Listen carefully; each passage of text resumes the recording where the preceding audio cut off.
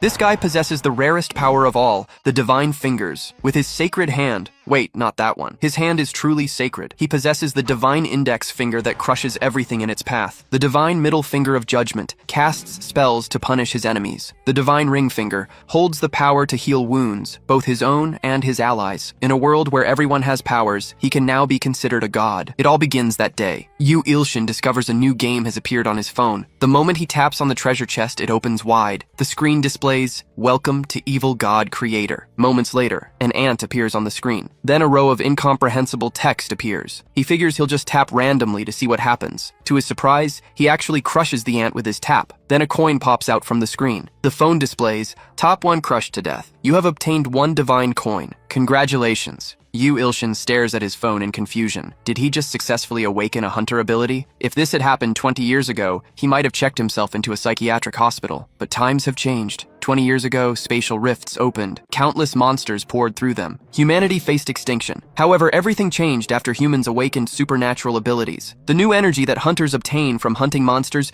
becomes humanity's renewed hope. Hunters are classified into ranks, from SSS rank down to G rank. Once a hunter's rank is determined, it becomes almost impossible to change. Shortly after, the protagonist arrives at the ability center to have his powers tested. The staff member smiles and says, "Congratulations, Mr. The One God. You possess an ability constitution." He is overjoyed. His mind immediately fills with fantasies of becoming a hunter surrounded by admirers. He prayed silently for at least D rank. Your rank is G rank. He stares in disbelief. G rank? So basically his ability is no different from an ordinary person's. Yes. Would you like to register? The fee is $280,000. The protagonist thinks it over. He doesn't even have any dungeons he can access. Why would he waste money on registration? That evening he returns home feeling agitated. He's about to sleep. His phone beside him starts ringing. Any drowsiness he has instantly vanishes. He picks up his phone and keeps crushing ants to vent his frustration. Before he knows it, coins scatter all over the floor. The next day when he wakes up, the coins covering the floor have merged into just a small pile. However, the value displayed has changed from 1 to 100. His phone chimes. "Congratulations, unknown god. You've fulfilled the requirements to activate God's store. Would you like to open it?" Without hesitation,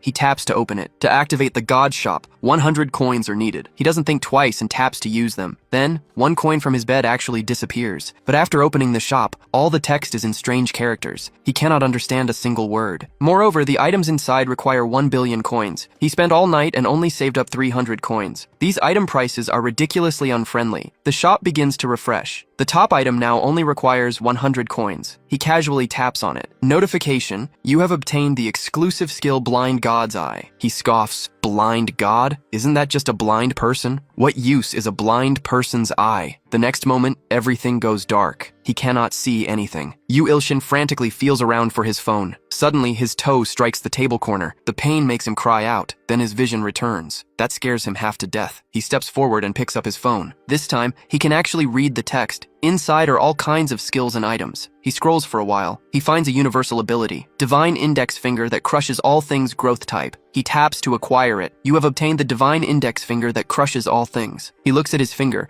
wondering what this Divine Index Finger actually does. The moment he finishes speaking, the air conditioner behind him turns on automatically. Then he points at the air conditioner and says, "Divine Index Finger." Sure enough, it turns off. He points at the computer. It turns on automatically too. So basically his ability is just a remote control. He picks up his phone again and continues crushing ants. Suddenly, a red ant appears. He taps multiple times but cannot crush it. No matter how fast he taps, it dodges. This must be a boss. Thinking this, he excitedly taps the screen frantically.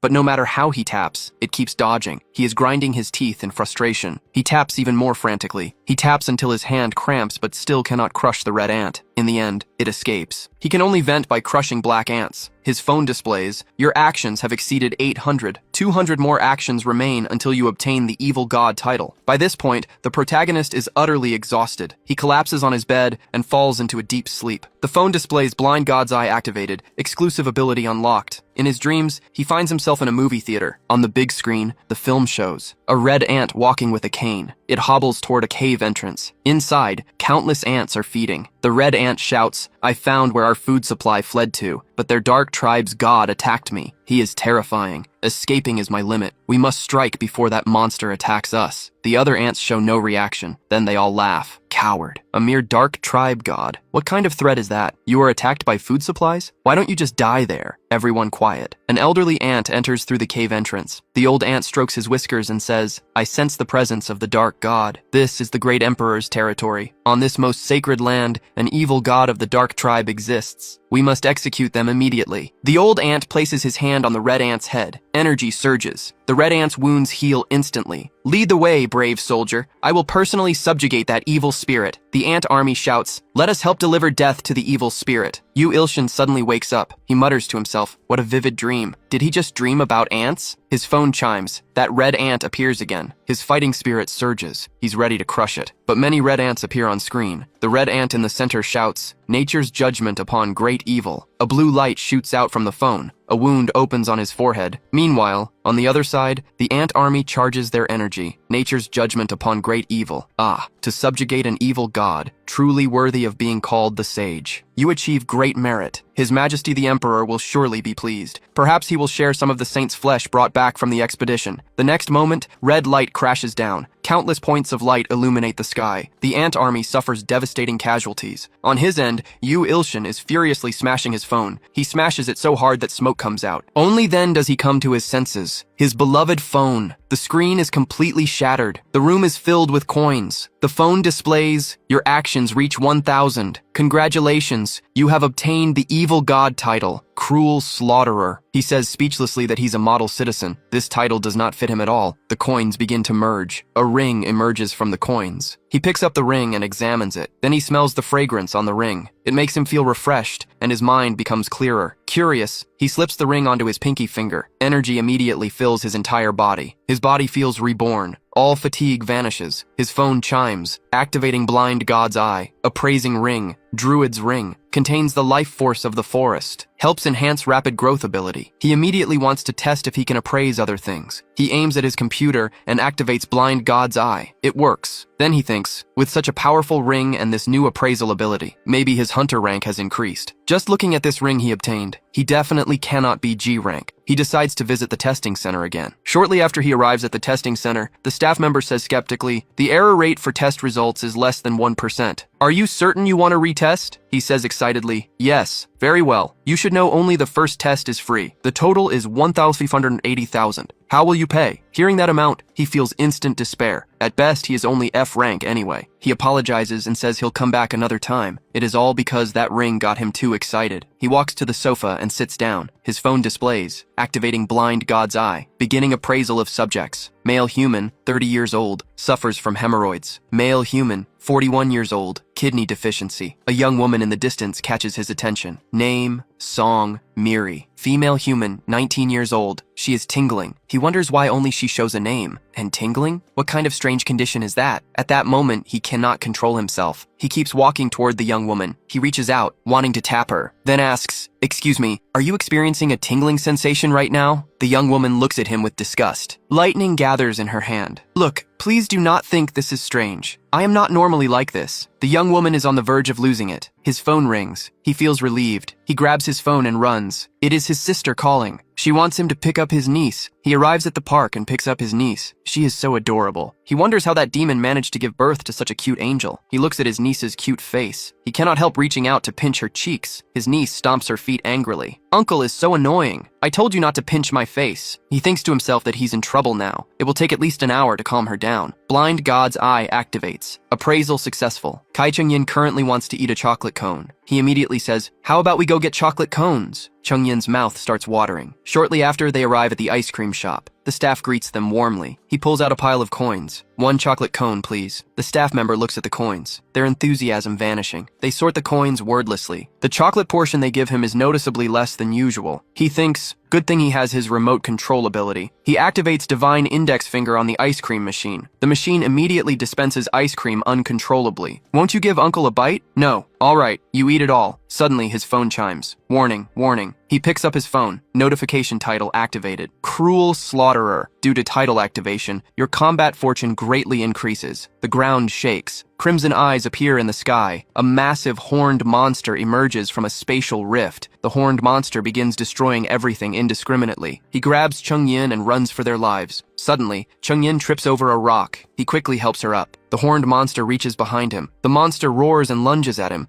He can only close his eyes and wait for death. Thunder, storm. A young woman appears. It is that tingling sensation girl. The horned monster takes the hit without a scratch. Sparky charges up her lightning again. Thunder, storm. Did we get him? The monster stands up once more. Damn it. Our rank monsters are on a different level. Can I, a B rank hunter, never defeat one? Sparky notices them. She shields them and shouts, "Run! I do not know how long I can hold out. Go quickly." Before she finishes speaking, the horned monster strikes again. Sparky gathers her lightning power again, but her energy is insufficient to activate it again. The horned monster is right upon them. No, no. Mom, Dad, I cannot forgive them. I will eliminate them all. Chung Wei Li, do not think about revenge. Stop joking around. I said stop joking. Suddenly a voice echoes in Sparky's mind. Crush all things. Divine index finger. Power instantly fills her body. She has never felt such overwhelming strength. Thunder, storm. Moments later, Sparky is surrounded by the crowd. B rank hunter. Thunder Emperor. Subdues an A rank monster. Thank you, Thunder Emperor. Sparky stares at her hands in. That power gives me the sensation of crossing a boundary. What just happens? He brings Chung Yan over to Sparky. Thank you, Ms. Chung Wei Li. He truly does not know how to repay her. No need. I am just glad you are both safe. He carries Chung Yan home. That evening, Yu Ilshin stands alone on the overpass. That horned monster came for him. It wanted to devour him and obtain divinity. This is definitely not a coincidence. And there is the message left when the horned monster was defeated. Trial overcome. Cruel slaughterer. Rank elevated 1 stage. As a reward, you may obtain divine abilities from the divine shop without consuming coins. However, this is limited to evil god exclusive abilities only. All of this is because of this phone. The thought makes him want to throw it into the ocean. His phone chimes. The screen displays Saint and a string of strange characters. In another world, the ant army invades the Dark Tribe's stronghold. The Dark Tribe's Saint is praying to the Dark God. Save us, Dark God.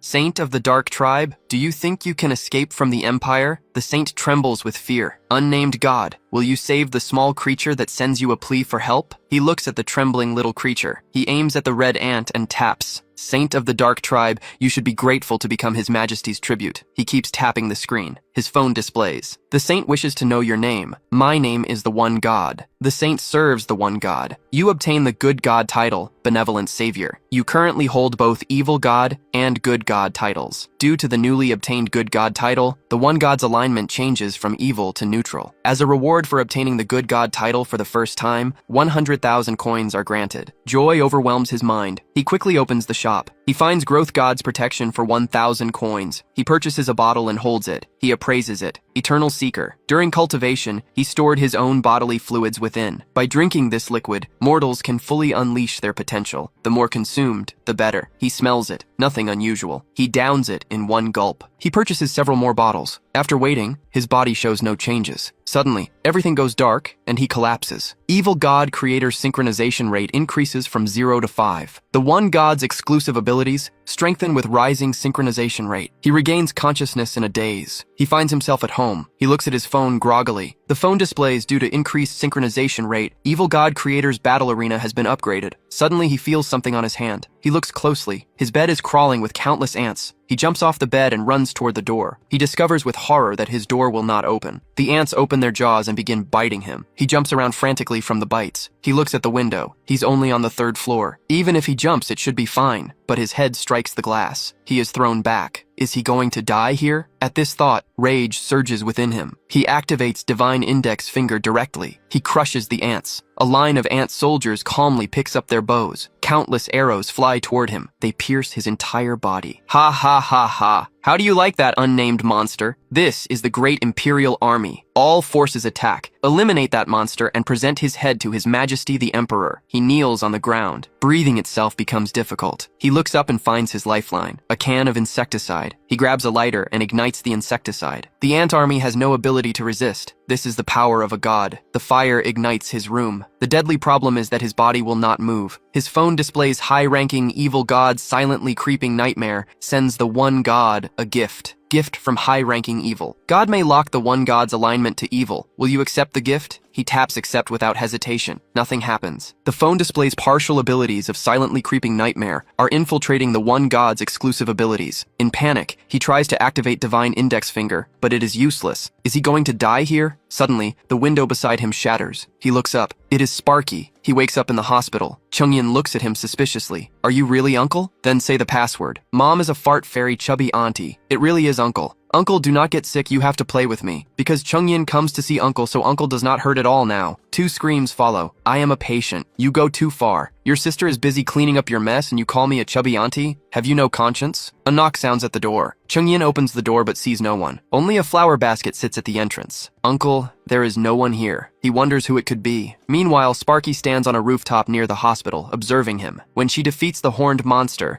and when she moves from the fire scene to the hospital, around that man she unleashes power beyond her limits. After 3 days of observation, she still cannot understand what about that man allows her to exceed her limits. Wait, am I acting too much like a stalker? He sneaks out secretly. He should return before his sister notices. Suddenly, he feels a sharp pain below. Those cursed ants actually attacked his vital parts. They are still tormenting him in this condition. His phone displays the saint, and her 101 followers are praying to the one God. The followers wish to offer tribute to the one God. Will you accept? Tribute refers to gifts presented to persons of high status. That makes him a person of high status. He taps accept. A glowing small stone emerges from the phone. Fruit of the world tree. One of 7 fruits left in the world by the world tree. Beneficial for vitality. He smells it. No particular scent. He swallows the fruit. After eating it, he tenses up. He grimaces. So salty. This tastes like an 80-year-old outhouse. The next moment, warmth fills his body. His wounds heal completely. His phone chimes. The display reads, Evil God Creator activates the additional function, Divine Grace. You may bestow grace upon followers who offer tribute. He wonders, what do ants like? He looks at the white sugar nearby. In the other world, the ants watch white sugar rain from the sky. They consume the sugar. Their wounds heal completely. Even severed limbs regenerate. The God creates a miracle. Our great and merciful one God. His phone displays congratulations. You obtain 101 true believers. 101 faith generated. He marvels to himself. Simple white sugar makes them this happy. They are rather endearing. Shortly after, he arrives at the second-hand market. He finds an item trading shop. The staff greets him warmly as he enters. After learning he wants to sell an item, she asks him to fill out a form. He sits down and looks at the form. It requires the item's origin. He cannot write that he obtained it from hunting ants. If not for the house repairs,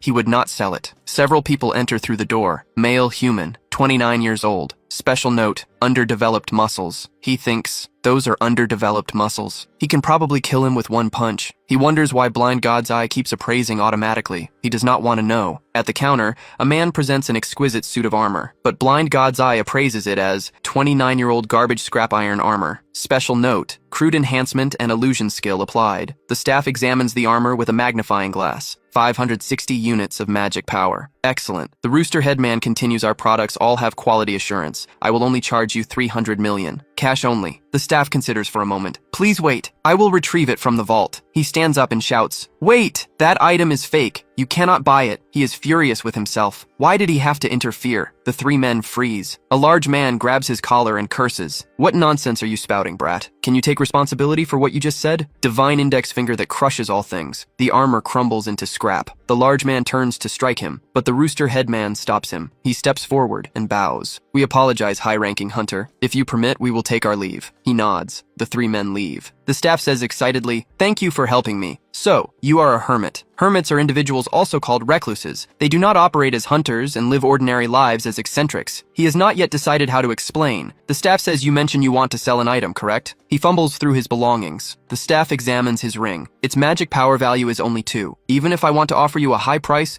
it is at most a D-rank item. He takes back the ring. Blind God's Eye activates. Druid's Ring contains the life force of the forest. Special note, best given to Sparky nearby. Sparky? Sparky is standing nearby observing him. To recover so quickly from a near-death state. Could it be the effect of a supreme-grade potion? He is merely a G-rank hunter. How does he obtain a supreme-grade potion? He might truly be a high-ranking hunter. Not only does he see through my identity, but he recovers his health so quickly. If he is truly powerful, perhaps he can help me exceed the limits of my power. Wait, I am acting like a stalker again. If my sister finds out, she will surely lecture me. He approaches her from behind. Sparky, he has something to give her. After searching through his belongings, he blushes and presses the ring into Sparky's hand. He tells her to please accept it. It will surely help her. He runs off while Sparky stands there looking bewildered. After receiving the ring, Sparky goes to the testing center to assess her abilities. A researcher says in shock, "Your energy reaches 7,000. This is exceptional even among rank hunters." Sparky looks at her hands. "This ring actually elevates me to a rank. He just casually gives me such a powerful item." A man nearby applauds. Two young people accompany him. They are among the few S-rank hunters. The woman is Sparky's sister, Shang Weina. Shang Weina says coldly, "Do not get carried away, Shang Wei Li. No matter what, you are merely a rank, and if you dare act on your own to seek revenge, I will not forgive you." Sparky thinks, "I am sorry, sister. I cannot obey you. As long as that man helps me exceed my power limits, revenge will be simple." Yu Ilshin is asleep at that moment. He dreams of the Ant Emperor. He orders General Kamakiri to lead 5 million troops to subjugate him. Kamakiri below responds with dignified bearing, "I obey your majesty's command." He jolts awake. It was a dream. He sighs in relief. Thank goodness it was a dream. Then it hits him. Based on past patterns, this is definitely not an ordinary dream. He nearly died from 100,000 ants. This is 50 times that number. What should he do? His phone chimes. An entity named Silently Creeping Nightmare sends him a message.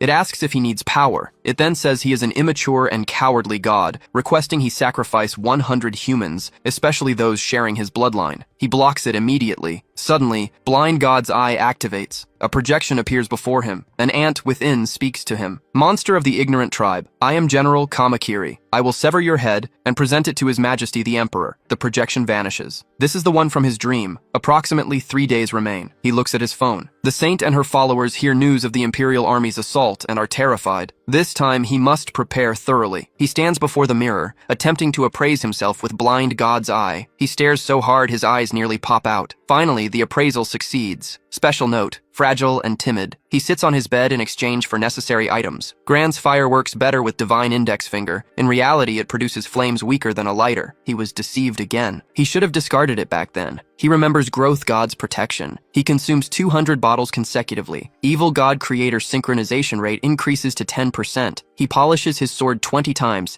and collapses at his computer desk. Sparky purchases small gifts, hoping to engage him in deeper conversation. She arrives at his door. She rings the doorbell. No one answers despite repeated attempts. Sparky notices the door is not fully closed. She carefully opens it and calls out to see if he is home. His room is empty, and now the protagonist is a captive in some warehouse. But because he polished his sword 20 times the day before, he's still asleep, adrift in a sea of pleasant dreams. His 3 kidnappers watch him in confusion as he laughs to himself. Excellent, excellent. He wants them all. He awakens. He looks around in confusion. "A kidnapping?" the rooster headman says mockingly. "Impressive that you can sleep in this situation." Blind God's eye displays male human. Special note, uses low-grade flame. Male human. Special note, underdeveloped muscles. Looking at these descriptions, these are the fraudsters he encountered at the item shop. He asks what they want. The rooster headman says, "We seek compensation, naturally. You ruin our transaction." He says awkwardly that he doesn't have his phone. The thin man holds up his phone. "We bring it for you." Blind God's eye alerts him. Ant Army is 20 meters from reaching his location. He shouts urgently for them to untie him quickly. Throw away the phone. It is too late. Countless ants pour from the phone. They cover the thin man's body instantly. Within 1 second, the ant army devours him completely. The rooster headman and his companion watch in shock. He turns and curses. "You can control insects? Rather unique." He unleashes flames that consume the ant army. Yu Ilshin watches. This is supposed to be a low-grade flame? The rooster headman incinerates the ant army. He turns menacingly. "Now we settle the account for killing my subordinate." The protagonist tenses up. He's done for. The rooster headman stumbles. He collapses. A stone strikes his head. Blood pours from the wound. He looks down. The ant army has deployed catapults. The large man attempts to escape. The door will not open. He tells him to untie him quickly. The ant army's catapults launch. Blood splatters. Even those massive flames cannot eliminate the army. He wonders if he can escape this place alive. Had he known they were this formidable, he should have discarded the phone from the beginning. "Evil God, your subordinates are dead. I will eliminate you immediately and transform you into His Majesty's sustenance." His phone chimes. The display reads, "Activating minor miracle. Lightning strikes. Countless ants are eliminated instantly." Sparky descends majestically before him. He rejoices. The ant general thinks with fury. to show such contempt for the emperor's army while not acting personally,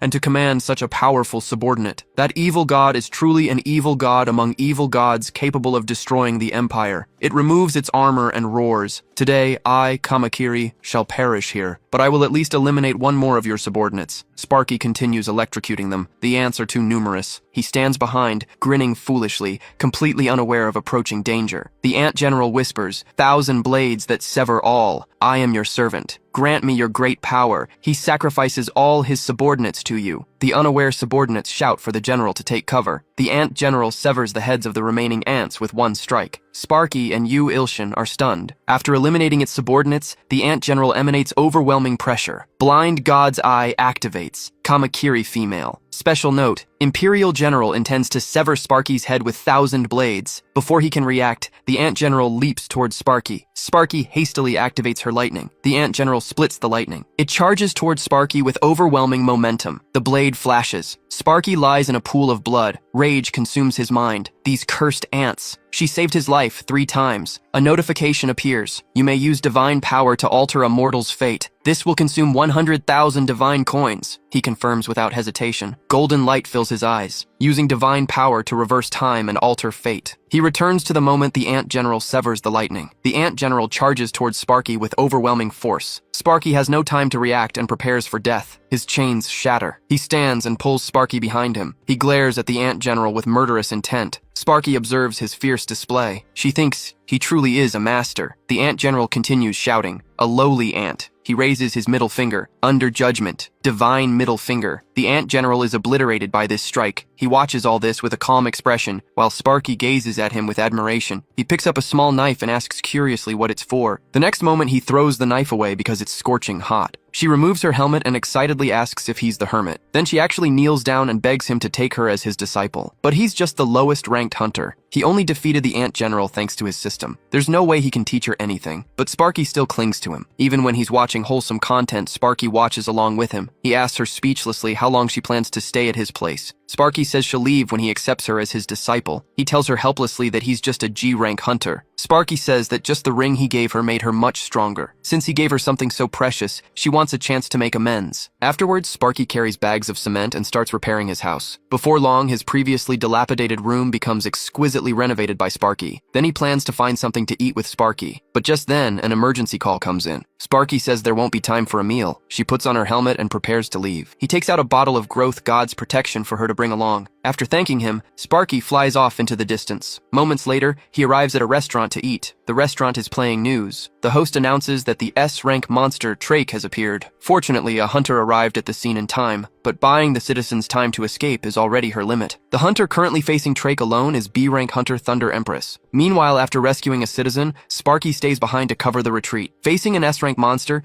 even Sparky feels uncertain, but there's no time to think. The monster's attack is already upon her. Sparky jumps and unleashes her lightning power. After being struck by this attack, Trake falls silent. The on-site host commentates that Hunter Thunder Empress has defeated Trake. The crowd erupts in cheers. Sparky also happily thinks she's defeated the S-rank monster, but the next moment, a tentacle strikes. With one blow, it sends Sparky flying. This strike directly causes Sparky to lose her combat ability. At this moment, Sparky sees the Growth God's protection beside her. Meanwhile, Trake is charging straight toward the crowd. The next moment, after drinking the potion, Sparky is back at full health. Her entire body surges with lightning power that can tear through anything. Then she unleashes 1 billion volts. This strike directly tears the S-rank monster apart. Afterward, a reporter interviews Sparky. Sparky excitedly says to the camera that she did it, and it's all thanks to the potion her teacher gave her. This video already has 2 million views. A celebrity like this is actually eating noodles at his place. He tells her she should probably go home, or her family will worry. Sparky says bitterly that no one will worry about her. He comforts her, saying what parents wouldn't worry about such a beautiful daughter. Sparky says dejectedly that her parents both died in the Abyss-Falling Dragon incident. The Abyss-Falling Dragon was incredibly powerful. Humanity suffered millions of casualties to kill it. He immediately covers his mouth in shame. Then he tells her to eat his portion of noodles with black bean sauce too. Sparky immediately beams with joy. At this moment, his phone displays a notification. You have fulfilled the other party's affection and trust values. If the other party says the next keyword, you can activate faith. Keyword to activate faith. Believe in the one God. He thinks dismissively that this isn't some girl-raising game, but then he thinks again. Will activating faith give him lots of divine coins like it did with the saint? Who knows when the ant army will attack again? Either way, the more divine coins, the better. Then he asks Sparky if she can repeat a phrase after him. It's believe in the one God. After saying this, he kneels on the ground and says shamefully that it's too forced after all. He apologizes for saying such strange things. I believe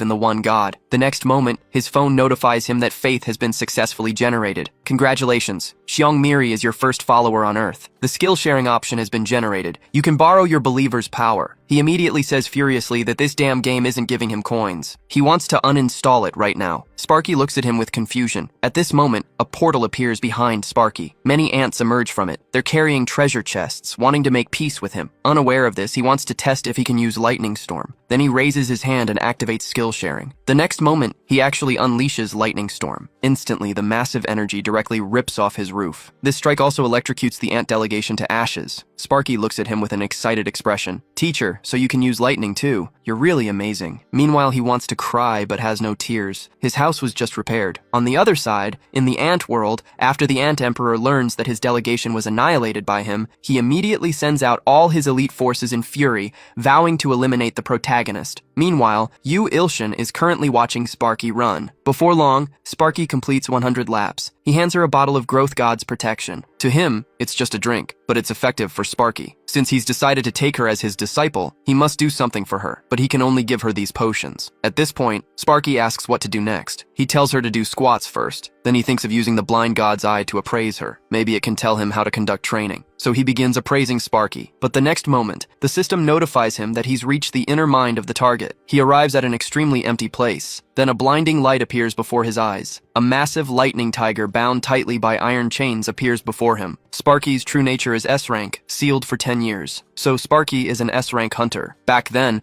the divine index finger that crushes all things briefly unsealed her. In other words, breaking those chains will release all her power. Then he attacks the chains with the divine index finger. But he can only break a small portion at a time, so he has to give up for now. Moments later, he bids farewell to Sparky. Then he returns home. Looking at the messy house, he's quite troubled. At this moment, his phone rings. Silently creeping Nightmare is looking at him mournfully. All slying Heavenly Blade is looking at him resentfully. He thinks to himself, is this guy the owner of that fruit knife? But all slying Heavenly Blade says his sword is not some mere fruit knife, but a divine blade capable of slaying gods. He expresses disbelief at this. Wait, can these guys actually read his thoughts? These damn stalkers have now become two. Silently creeping Nightmare requests to be unblocked. All slying Heavenly Blade requests the return of his divine sword. Watching this scene, he becomes furious. He tells them both. He nearly lost his life to obtain the divine sword. All slying Heavenly Blade proposes that if he returns the divine sword, he'll give him back the offering from the ant delegation. 2,200,000 divine coins. He curses angrily that he's truly despicable. Flaunting stolen money. Silently creeping Nightmare scoffs at this, stating that if he hands over the divine sword to it, it will pay 10 million divine coins. He's immediately tempted. With 10 million, he can purchase suitable lower-tier omnipotence or items and buy many potions for Sparky. All slying Heavenly Blade feels very uneasy about this proposal. Seeing his appearance, silently creeping Nightmare mocks him as a beggar. All slying Heavenly Blade is angry about this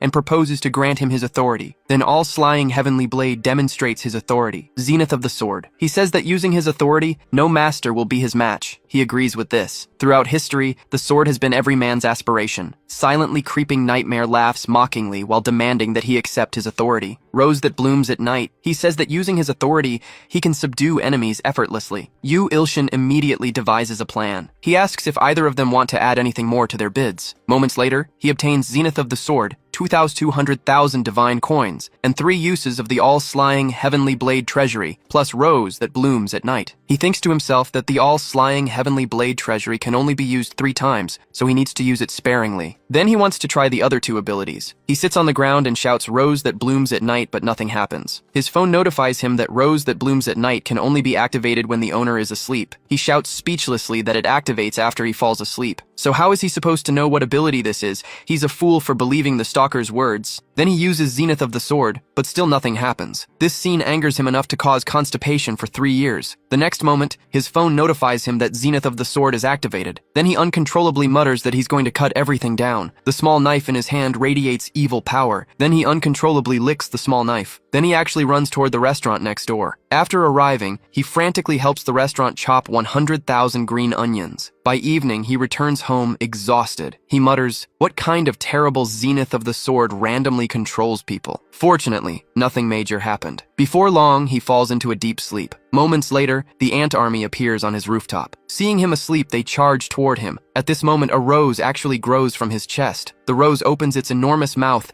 and devours all the ant forces. Then, it closes its mouth. Fear, lowly created beings. Your nightmare is about to bloom, the mother mosquito exclaims, in shock that it's the nightmare flower. 3,000 years ago, it devoured 90% of the continent's population. Called the sinful calamity god, the apostle of silently creeping nightmare flower. The mother mosquito says calmly, "Not to fear. Today will surely go down in our blood clan history." Then she charges toward him. Seeing this, the other ants also begin their assault, but their attacks have no effect on the rose. In the blink of an eye, the rose devours all the ants. Seeing this, the mother mosquito roars that although she cannot kill the evil god, she will at least make the calamity god's apostle, the monster flower, accompany her in death. Then she unleashes her strongest strike, but the rose devours her ultimate move in a single bite. The mother mosquito watches this scene in disbelief. Then the rose devours her in one bite. When he wakes up the next day, he only feels extremely bloated. He groggily picks up his phone. It displays that the saint and her followers are desperately requesting aid. He quickly activates the blind god's eye to see what's happening. The saint and her followers have been poisoned by the bee clan. He thinks to himself, did they poke a beehive trying to get honey? He opens his computer wanting to search how to treat ant poisoning. His phone notifies him that due to the one god's concern for the believer's earnest plea, the miracle option has been activated. For believers, miracles are one of the meanings of a god's existence. According to your miracle orientation, believers will either revere you more or fear you more. Activating a healing miracle requires 100,000 divine coins. He clicks. Confirm without hesitation. Part of the fruit of the world tree that the one god absorbed will be used as material for the miracle. They should be fine now. After doing this, he suddenly feels very sleepy. In the blink of an eye, he falls back asleep. His phone notifies him that the benevolent god titled Benevolent Savior has risen from E rank to D rank. The one god's alignment has changed from evil to neutral. Several benevolent gods, especially Endless Abundance, are beginning to notice you. On the other side, in the ant world,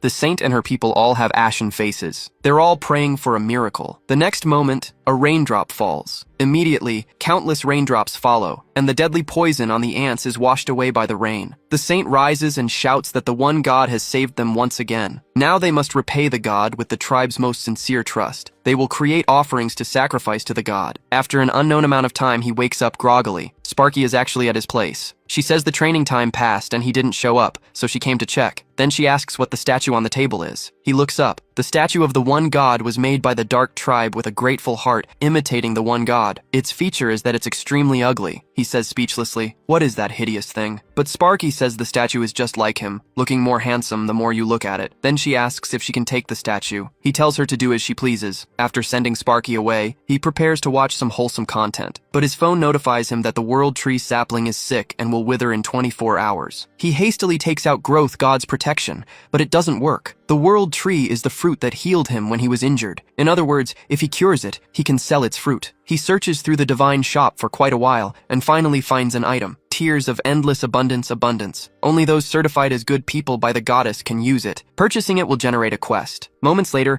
he arrives on the street picking up cigarette butts. To save the world tree, he actually has to do this kind of thing. After picking for a long time, his goodwill only increases by 1%. He still needs 99% more to complete the quest. Suddenly, a voice calls out, asking what he's doing on his turf. He turns around to see a very muscular homeless man. He thinks to himself, he's heard homeless people are very sensitive about their territory. He quickly pulls out a $1 bill and hands it to him. But seeing this, the homeless man actually shouts angrily that he dares to give charity to Choi Gang-san. Choi Gang-san. He remembers now. He's an S-rank hunter who started as a sanitation worker. Choi Gang-san snatches the dollar bill and says that since it's his sincerity, he'll accept it. He looks at his phone, puzzled. He clearly gave charity to someone. So why hasn't his goodwill increased? He looks at Choi Gang-san drinking alcohol. He actually gave charity to that kind of drunkard. No wonder his goodwill didn't increase. He calls out dissatisfied, "Grandpa," and Choi Gang-san immediately shouts angrily, asking why he called him Grandpa. He quickly takes out a plastic bag and says quietly to please put the bottle here, that he'll take care of it, calling him Big Brother. Hearing him call him Big Brother, Choi Gang-san immediately beams with joy. Just then, an alarm sounds in the distance. A monster has appeared. He immediately decides to make a run for it, but Choi Gang-san swiftly grabs him. Then with one leap, he takes flight. After coming to his senses, he looks down. He nearly dies of fright on the spot. Before long, they fly to a factory building. Meanwhile, Yu Il-shin has already lost consciousness. When Choi Gang-san releases his grip, he collapses to the ground. Before them stands a massive toad monster. Choi Gang-san mutters that tonight's drinking snack will be toad legs. After saying this, he charges toward the toad. At this moment, his system notifies him that it has detected killing intent threatening the authority owner. Then the nightmare flower emerges from his body. The nightmare flower opens its enormous mouth and bites toward both the toad monster and Choi Gang-san. In the blink of an eye, the nightmare flower swallows them both in one bite. Meanwhile, in his daze, he arrives at a forest. He stands up only to discover a person wearing white clothes standing before him. He steps forward and asks, stuttering, where this is. That person removes their hat and says that he has returned, the great and merciful God. As he stands stunned, cracks suddenly appear before his eyes. Then he returns to reality. He immediately sees Choi Gang-san lying on the ground covered in filth. Choi Gang-san cries out for his mother, saying he's scared because a huge flower ate him. He wonders, good grief, why does it smell so bad? Did he fall into an outhouse? Then his phone notifies him that he's defeated the evil god's subordinate, contributed to world peace, and exceeded the goodwill quest. As a reward, you are given the miraculous item Tears of Endless Abundance. The Tears effect activates to heal the sick world tree sapling. He immediately beams with joy. He can sell the world tree fruit and become wealthy. Congratulations on successfully reviving the world tree. You have laid the foundation for the Dark Tribe's revival. To thank you, the members of the Dark Tribe have additionally offered a statue of the one god. After sending Choi Gang-san to the hospital, he returns home. Looking at the statue on the table, he's speechless. Where does this thing even resemble him? His phone notifies him that because the statue resembles him, the empathy rate between him and the ants in the evil god creator's world has risen to 10%. At this moment, a message pops up on his phone. Our great and merciful one God. He looks at his phone,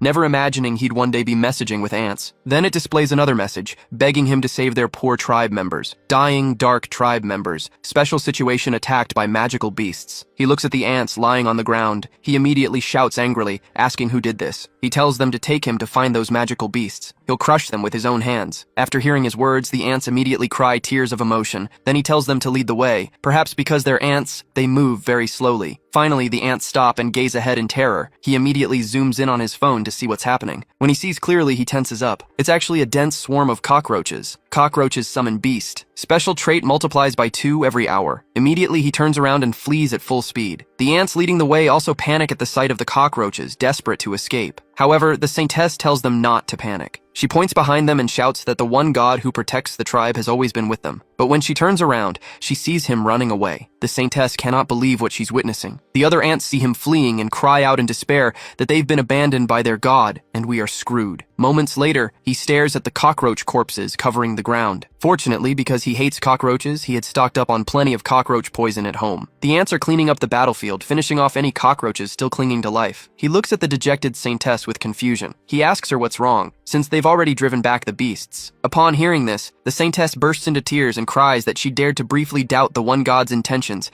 that she's unworthy of serving the one god, and begs to be executed. He's about to comfort her when his phone displays a notification. The message states that he's met the conditions to generate an exclusive divine power, divine thumb of multiplication. He immediately clicks to obtain it. Looking at the overly dramatic description, it's as embarrassingly pretentious as always. Just as he's about to test this ability, his online dating partner sends a message asking to meet in person. But when he arrives at the location, he discovers that the person is actually a man. He's left speechless. He decides to freeload a meal and then make his escape. However, the man keeps staring at him, then asks when he plans to marry him. He stammers, trying to figure out how to deceive him. Seeing this, the man slams the table and angrily calls him a scumbag, asking if he never intended to marry him at all. Just as he's about to placate him, his phone rings. The screen shows that another group of beasts is attacking the Dark Tribe, asking if he wants to multiply the Dark Tribe ants to drive them away. He immediately selects multiply. The man notices he's playing a game, stands up, and slaps him hard across the face. Meanwhile, in the ant world, the ants stand ready in formation below. The saintess stands on a high platform with both hands raised, shouting, "Great One God, we will soon eliminate all the beasts." Shortly after, his phone displays that he's successfully defeated the destruction god's beasts and earned 300 million divine coins. At this moment, he walks alone on the street. After a struggle, he successfully protected his dignity. His phone notifies him that Endless Abundance has offered to sponsor him as a special reward for his ranking as benevolent savior. The one God can freely choose any ability, with all costs covered by Endless Abundance. In that case, he naturally chooses the most expensive option. He selects Heaven and Earth Creation, an exclusive divine power of the supermoon god, with a price tag of 1 followed by 100,000 zeros. However, the phone notifies him that the one god is far from meeting the requirements to use Heaven and Earth Creation to adapt to the one god's level. Heaven and Earth Creation has been partially adjusted and is now changed to a one-time use of false heaven and earth creation. The world undergoes certain changes. That night, everyone stares at the sky in shock. A second moon has appeared beside the original moon. Because he's been drinking a lot of cheap alcohol, he loses consciousness right after making the selection. The next day, with a pounding headache, he sits on the steps training Sparky. Sparky completes 500 laps in just 5 minutes. He tells her to do a plank next, so he can enter Sparky's mindscape again. He tells Sparky not to move at all, then activates Blind God's Eye on her. He enters Sparky's inner mind once more. The lightning tiger has now lowered its guard against him. He then uses Divine Index Finger to break the chains. Although many chains remain, he's already freed quite a few. The lightning tiger affectionately licks his face. After emerging, he tells Sparky to test if there's any improvement, and the results don't disappoint. Sparky exclaims with delight that the training is indeed working. Sparky then goes to run another 200 laps to finish up,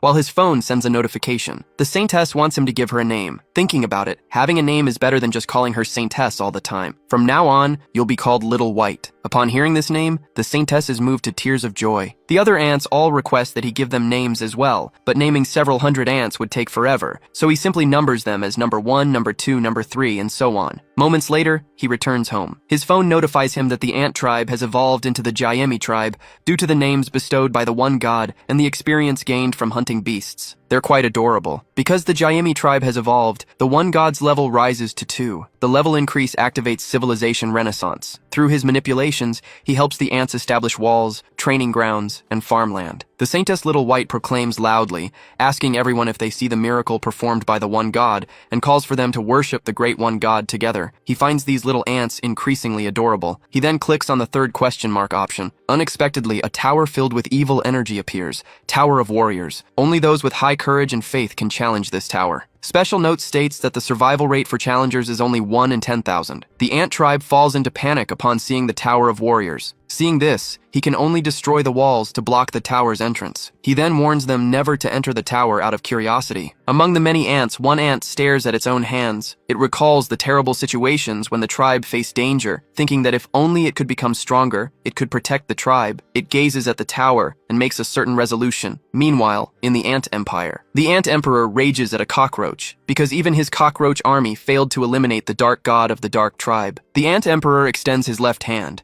and kills the cockroach with a single strike. He then shouts angrily about a bunch of useless insects, asking if he must handle things personally. At this moment, a voice speaks up. "Please calm your anger, Your Majesty." A spider spirit then approaches the Ant Emperor. "Please leave worldly matters to me. Your Majesty need only prepare for ascension to the divine realm. Those insects of the dark tribe and the evil god they serve will be completely eliminated by me, even if it costs me my life. This is a king among mosquitoes. A single bite can drain a zombie dry." At this moment, it has just finished draining a zombie. A figure approaches from the distance. It's the spider spirit. She holds an object called the Cursed Needle and hands it to the mosquito, instructing it to eliminate the dark god of the dark tribe. The mosquito says sinisterly that it wants to taste the evil god's blood. The spider spirit says indifferently that it can do as it pleases. The mosquito then attaches the Cursed Needle while thinking to itself that once it absorbs the evil god's blood and gains power, it will overthrow the Ant Emperor and crown itself as emperor. At this moment, Yu Ilshin is trash-talking his teammates. He unleashes his 20 years of single-person hand speed to furiously defend his family's honor. He doesn't stop until the keyboard is practically smoking. After finishing his defense, he picks up his phone to see what the ants are doing. They're all sleeping at the moment. Then he notices a stone trembling. The next moment, an ant lifts the stone. This fellow is actually lifting a stone so much larger than itself. Number 1 is a warrior of the Jayemi tribe, training hard to protect the tribe. He scratches his head, wondering if he can help it. He gives it a bottle of growth god's protection. Number 1 becomes so moved upon receiving it that it's incoherent with gratitude. He then returns to his computer to continue trash-talking teammates, completely unaware that a mosquito is watching him from the window. After observing for a while, the mosquito flies toward him. It bites him on the forehead. He instinctively slaps at it. He wonders, why are there still mosquitoes when it's almost winter? The next second, he feels as if he's fallen into an icy pit. He then sneezes. Unexpectedly, he sprays out a stream of mucus 8 meters long. He decides to go to the bathroom to wash his face. In front of the mirror, he discovers that a demonic mark has appeared on his forehead. His blind god's eye tells him this is the mark of the vile plague bearer, activating the chilling curse. He thinks, what is this thing? He still needs to defend his parents' honor in the game. No time to think. The fever curse appears next, followed by the muscle pain curse and anemia curse. He hastily searches through the divine shop. He finds Hwada's pill. When he clicks to purchase it, a mission notification pops up. He immediately decides in despair to go to the hospital himself. Meanwhile, at the hospital, a man looks around furtively. He's a follower of an evil god. He's been brainwashed to believe only in the evil god. His purpose at the hospital is to carry out a suicide attack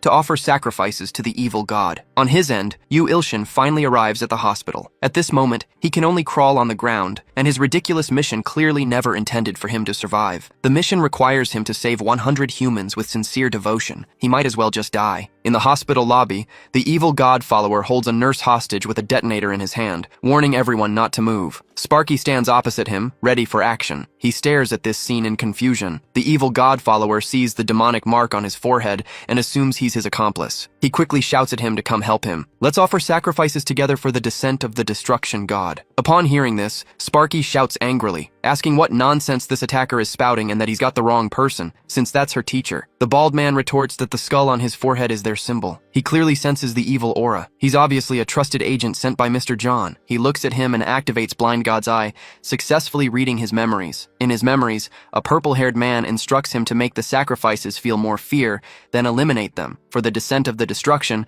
God offer more sacrifices to that being. After reading his memories, he realizes how dangerous the situation is. At this moment, the bald man shouts furiously for the destruction god. He's about to press the detonator. Seeing this, the protagonist quickly extends his index finger, the all-crushing divine index finger. At the same time, the bald man has already pressed the detonator. Exhausted, he shouts to Sparky that now is the moment. The bald man stares at the detonator in disbelief. The explosion doesn't occur. The next second, with a terrified expression on the bald man's face, Sparky's lightning strikes without mercy. The bald man is electrocuted and loses control of his bodily functions on the spot. He has already collapsed on the ground, unconscious. Before losing consciousness, a voice echoes in his mind, activating the necrosis curse. In a daze, he arrives at a vast, empty space. He walks through it for a long time. Then a voice speaks, "Newly born infant god, you've actually forced me to act personally. I will make you experience endless fear of death and agony." At the next moment, several demons, hundreds of feet tall, appear before him. As he stands stunned, Nightmare Flower appears behind those monsters. It devours the previously arrogant monsters in one bite. Mission complete. Congratulations on exceeding the requirements for the mission to save others if you want to survive. The Master of Medicinal Book is very pleased with your goodwill. You've obtained Wada's pill. He wakes up in a daze, feeling something in his mouth. He chews instinctively. The next moment, all his physical ailments are completely healed. As an additional reward, a portion of that being's divine power will merge into your body. Sparky is surrounded by people asking for autographs. He takes advantage of the chaos to escape the scene. Back home, he lies comfortably on his bed, marveling at how effective Wada's pill is. Then his phone notifies him. Number 1 is begging for the One God's help. The phone displays the message, "One God, I apologize for disturbing you. Could you give me more of the medicine you bestowed upon me before?" He immediately sits up and asks what happened. Number 1 lies on the ground, and he is trembling. The long-haired man thinks he must overcome his challenges to protect his tribe. The door opens slowly, revealing a light. With a determined look, he observes the situation. Now, Ilho challenges the Tower of Heroes. This is the first floor, known as the Trial of the Rock. The condition is clear. He must overcome the challenges and proceed to the second floor. Thanks to the drink Yu Ilshin gave him, he levels up and changes his class to soldier. The hero is optimistic and believes he can succeed, but suddenly, a gigantic boulder strikes him head-on, knocking him down the stairs. Crushed by the giant stone, the young man starts to groan in pain. With a tearful voice, he calls out for Yu Ilshin. Defeated, the young man lies on the ground. Yu Ilshin watches apprehensively as the hero is crushed like an ant. he wonders if the young man is badly hurt. A notification appears, announcing that 10 minutes remain to complete Ilho's activities. In desperation, the boy decides to use divine growth, but it does not work as he imagined. With only 7 seconds left, the young man gets an idea. He remembers receiving the Master of the Blue Sky reward. Thanks to this, he can use 100 coins to buy the unique skill, God's Divine Healing. A prompt appears, asking the young man to confirm the purchase. And with only 3 seconds left, Yu Ilshin uses the skill. An aura of green energy descends upon the hero. Immediately, his strength returns and he begins to get up. Ilho is conscious again and looks around him. Overcome with emotion, he looks at Yu Ilshin with tear-filled eyes. The young man scolds him,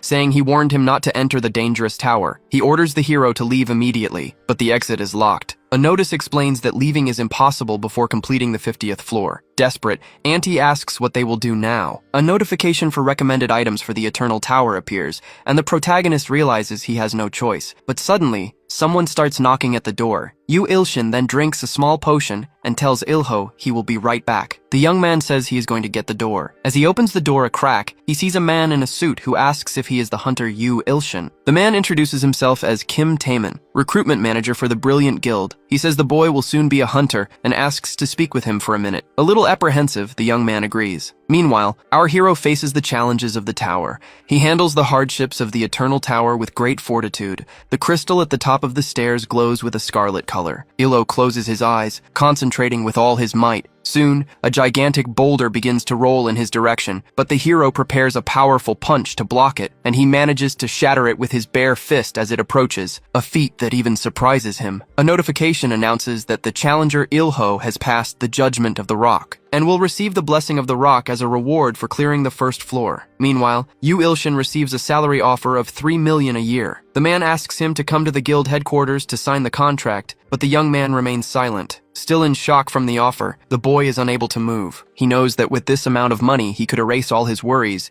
eat very well, and buy many gifts for his nephew. The young man is so excited that he fails to hear that all rewards from hunting monsters will be split 7-3. The man asks in a serious voice if Yu Ilshin is listening. Snapping back to reality, the boy apologizes, but he suddenly sees a notification identifying a target. It is Kim Taemin, 34 years old, with suspicious powers. Kim insists that it will be difficult to find better terms elsewhere, but the protagonist realizes the man is trying to trick him with the offer and becomes very irritated. Despite noticing that his potential adversary is much larger than him, which would be an inconvenient challenge, Kim asks if there is a problem, and the young man replies that he has been busy lately, so maybe it is best to pass for now. In a sinister voice, the man asks if the young man did not like his terms. And trying to convince him, he says that what the young man will receive from the manuscript is not even 1/100th of the agreed contract. Yu Ilshin explains that he is not doing his job for money, and Kim apologizes immediately. As he stands up, the big man says his leader ordered them to bring Yu in one way or another, so he asks him to come along. The boy tries to escape by saying he needs to use the restroom. Adjusting his glasses,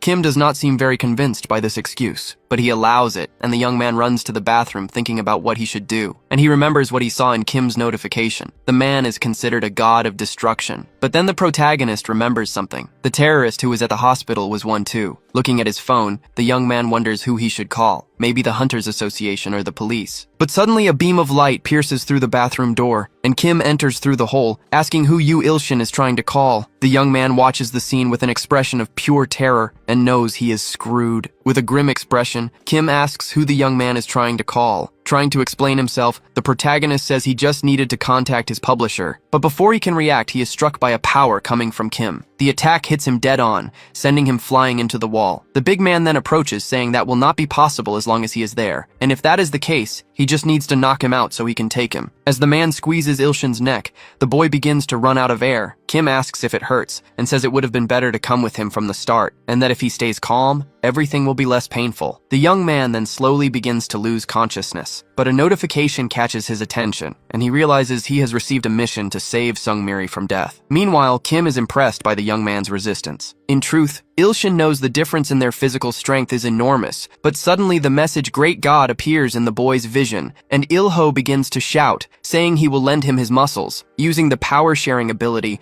the young man from the Kayami clan lends his strength. thus sharing the steel body ability. This makes the protagonist much stronger and more durable. With Kim's hand still on his neck, the young man realizes he now has Ilho's abilities. The big man notices a change in the boy he is strangling, and suddenly, the energy is so great it forces Kim's hand away from his neck. The man realizes this ability creates muscle mass, and he sees that the boy really is someone worthy of the guild leader's interest. Kim begins to say he was disappointed because the mission seemed so insignificant, but it looks like he was mistaken. He then announces he is done playing around and will take the boy now. He gestures with his hand for the fight to begin. Ilshin wastes no time and goes on the attack. The big man manages to dodge but realizes his opponent has a heavy punch, but he is only attacking, with no thought for defense. This makes it clear that the boy is a beginner, which ends up disappointing Kim. However, the boy suddenly grabs the big man's head with both hands. He crushes it, inflicting an injury that knocks out several of the man's teeth. In immense pain, Kim doubles over, but Ilshin is not ready to stop and prepares another blow. He unleashes an attack directly on the big man.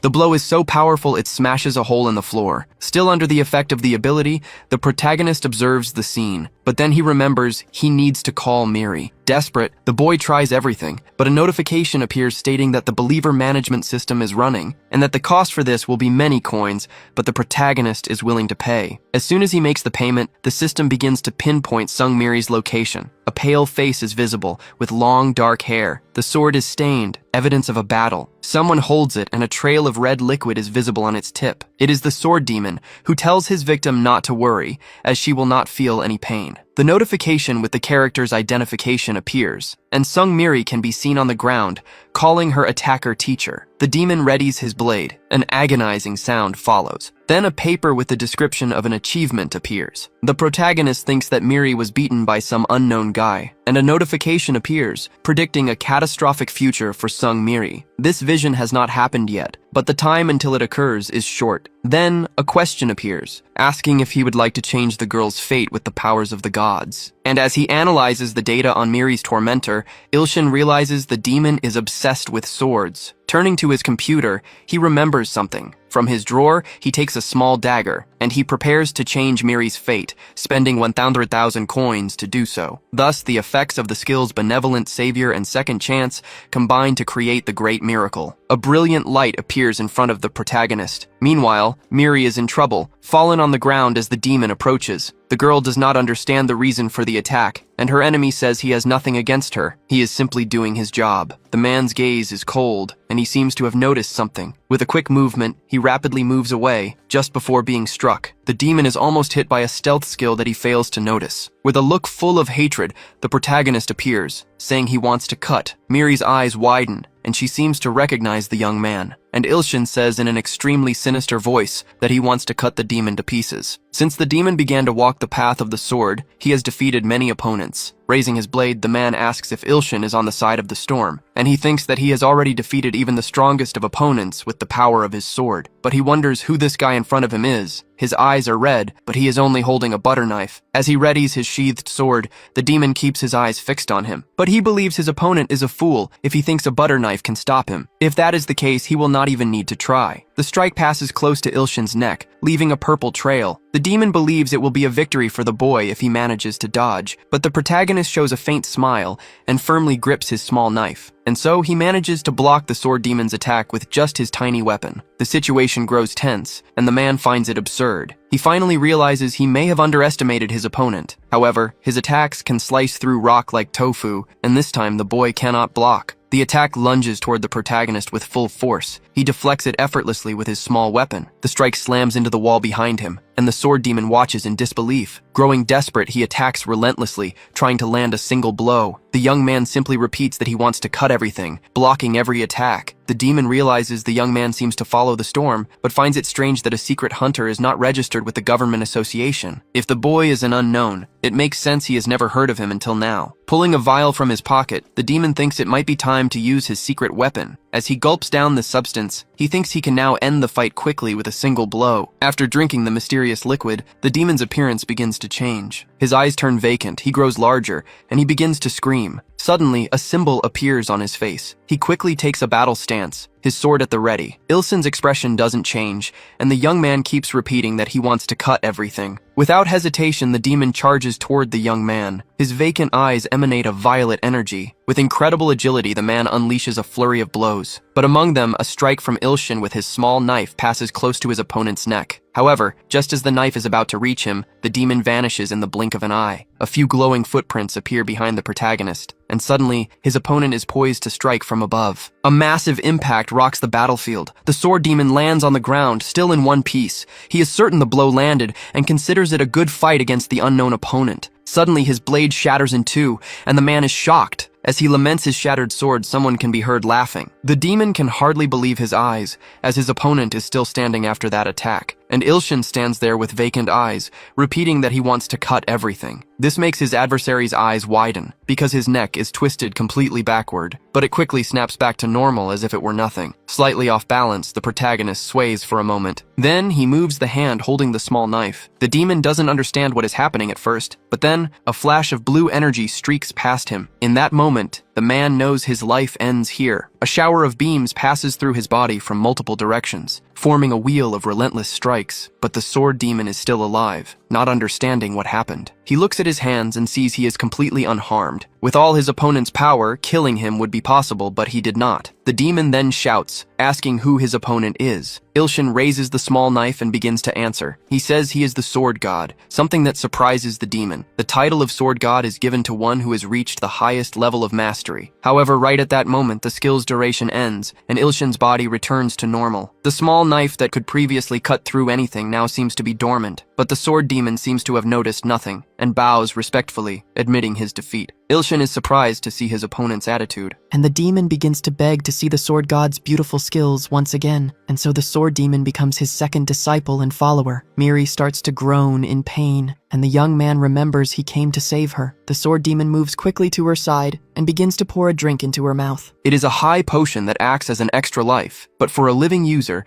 it can restore their vitality. A golden energy emanates from the girl's body. Showing himself to be a fanatical follower, the demon apologizes for interfering. The follower rescue mission is successfully completed, and Sung Miri's trust is now at 139. The protagonist begins to wonder how many bizarre situations, bugs, and unknown guilds have appeared in his path. The demon says that Storm will be fine soon, but Ilsun asks who was responsible for hurting her in the first place. Desperate, the man asks the sword god to cut him open and wash all the sins from his body. But then the young man remembers that the demon was with that terrorist guild. So Ilsun asks how strong his new follower is, and asks him to deal with the terrorist guild. The follower seems surprised by this order, but he is asked if he does not want to obey the orders of his new master. Looking closely at the sword god, the demon reflects, and decides to bow respectfully, saying he will carry it out gladly. In truth, to Ilsun, the demon is just an allied assassin, and he does not care if he dies, as long as he tears a hole in the terrorist guild. The orders are clear. The sword demon is to deal with the terrorist guild, since the protagonist has met the conditions to activate the unique power he received. And he also has the opportunity to use the thumb of the god of multiplication,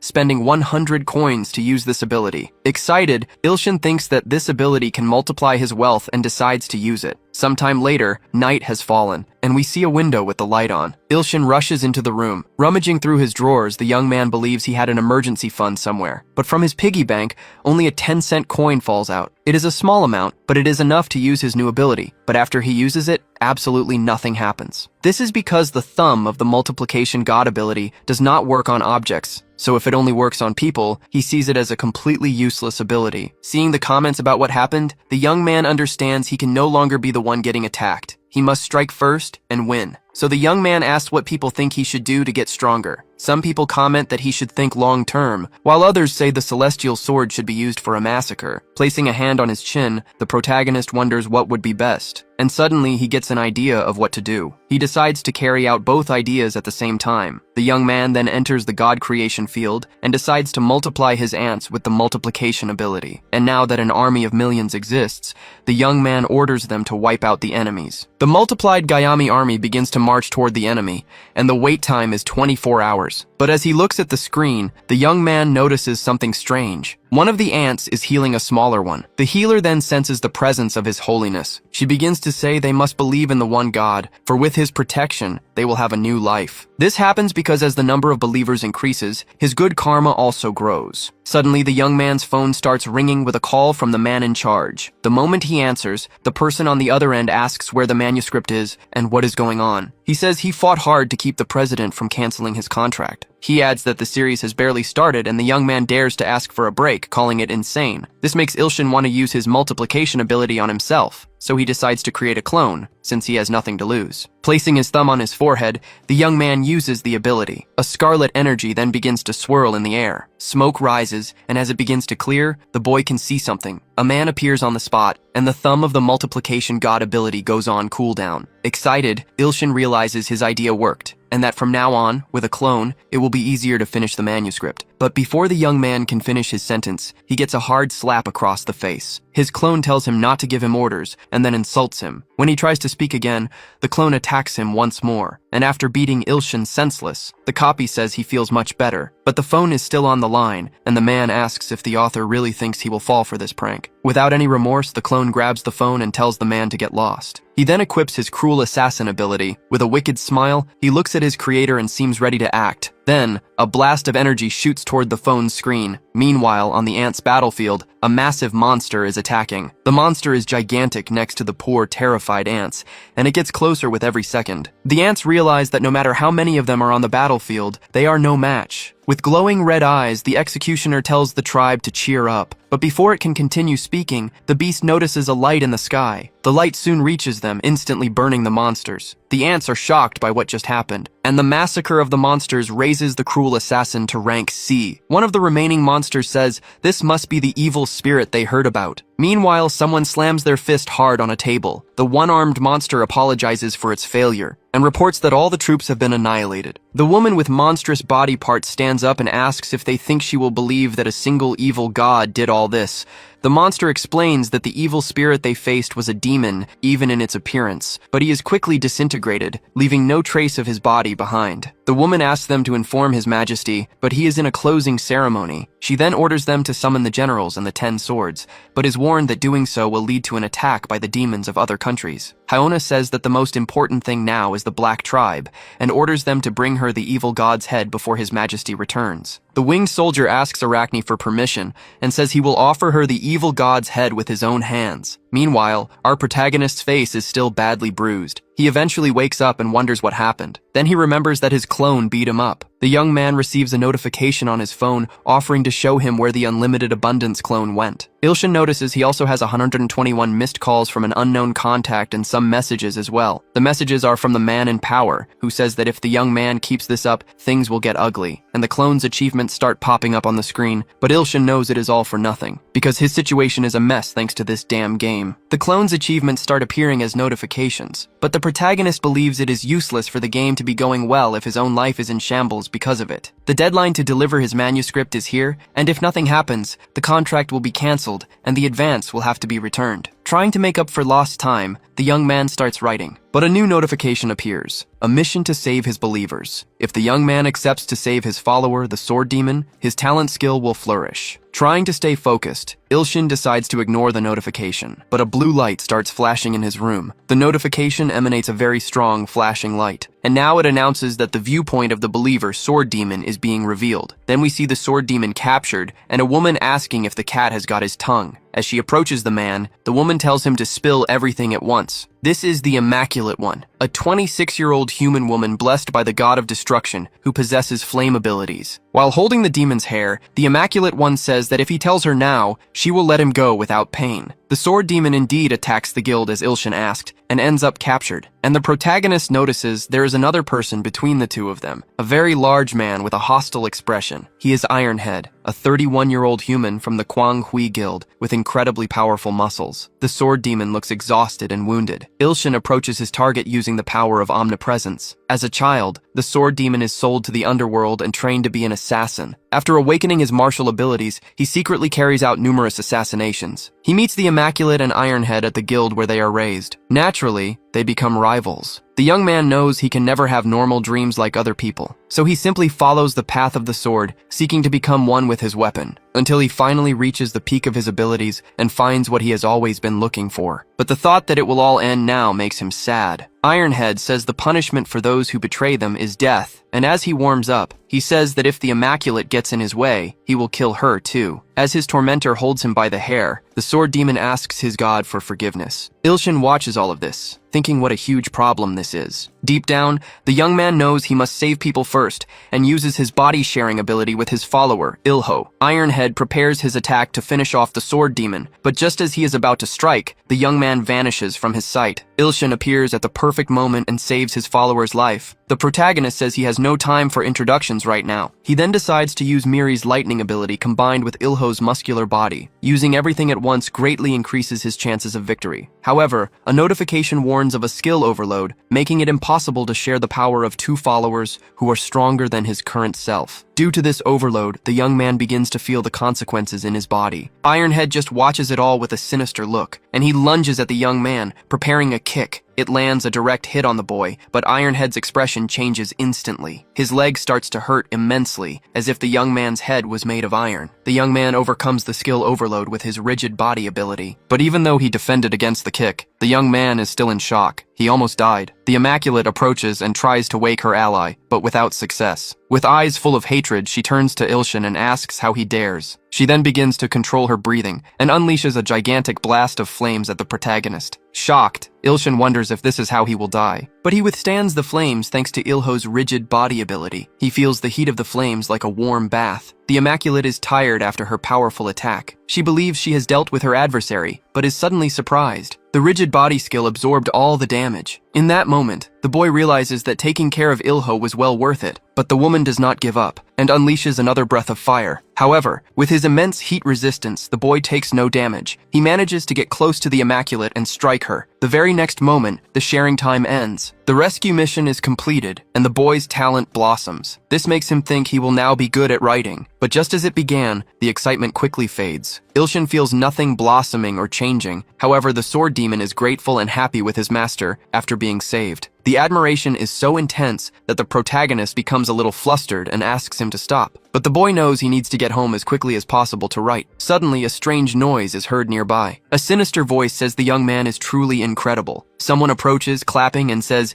"It is a pleasure." The sword demon tells his master to be careful. A naked man approaches, saying he has finally met the one behind this whole mess. He is the apostle of the god of destruction, a 29-year-old human responsible for the sacrifices offered to the god of destruction. Seeing the person in front of him, the protagonist cannot help but think he is a pervert. But the apostle seems completely unembarrassed and says it is an honor to meet you, Ilshin. Reading the description of the man who appeared, the protagonist is surprised. He decides he must be careful when dealing with this person. Then he notices that the man is crying. Opening his arms, the apostle approaches, saying he has finally found someone like him. But someone extends an arm, stopping the long-haired man from getting any closer. It is the sword demon who tells the man not to come any closer. The apostle's expression changes, becoming more serious. With a quick backhand, he says the demon is just an insect. The blow is so strong it sends the young man flying in an instant. He slams into a wall far from where the three of them were standing. Ilshin never imagined someone could defeat the sword demon so easily. The man then asks whose apostle the protagonist is, but Ilshin just begins to whisper inaudible words. He quickly lunges toward the long-haired man,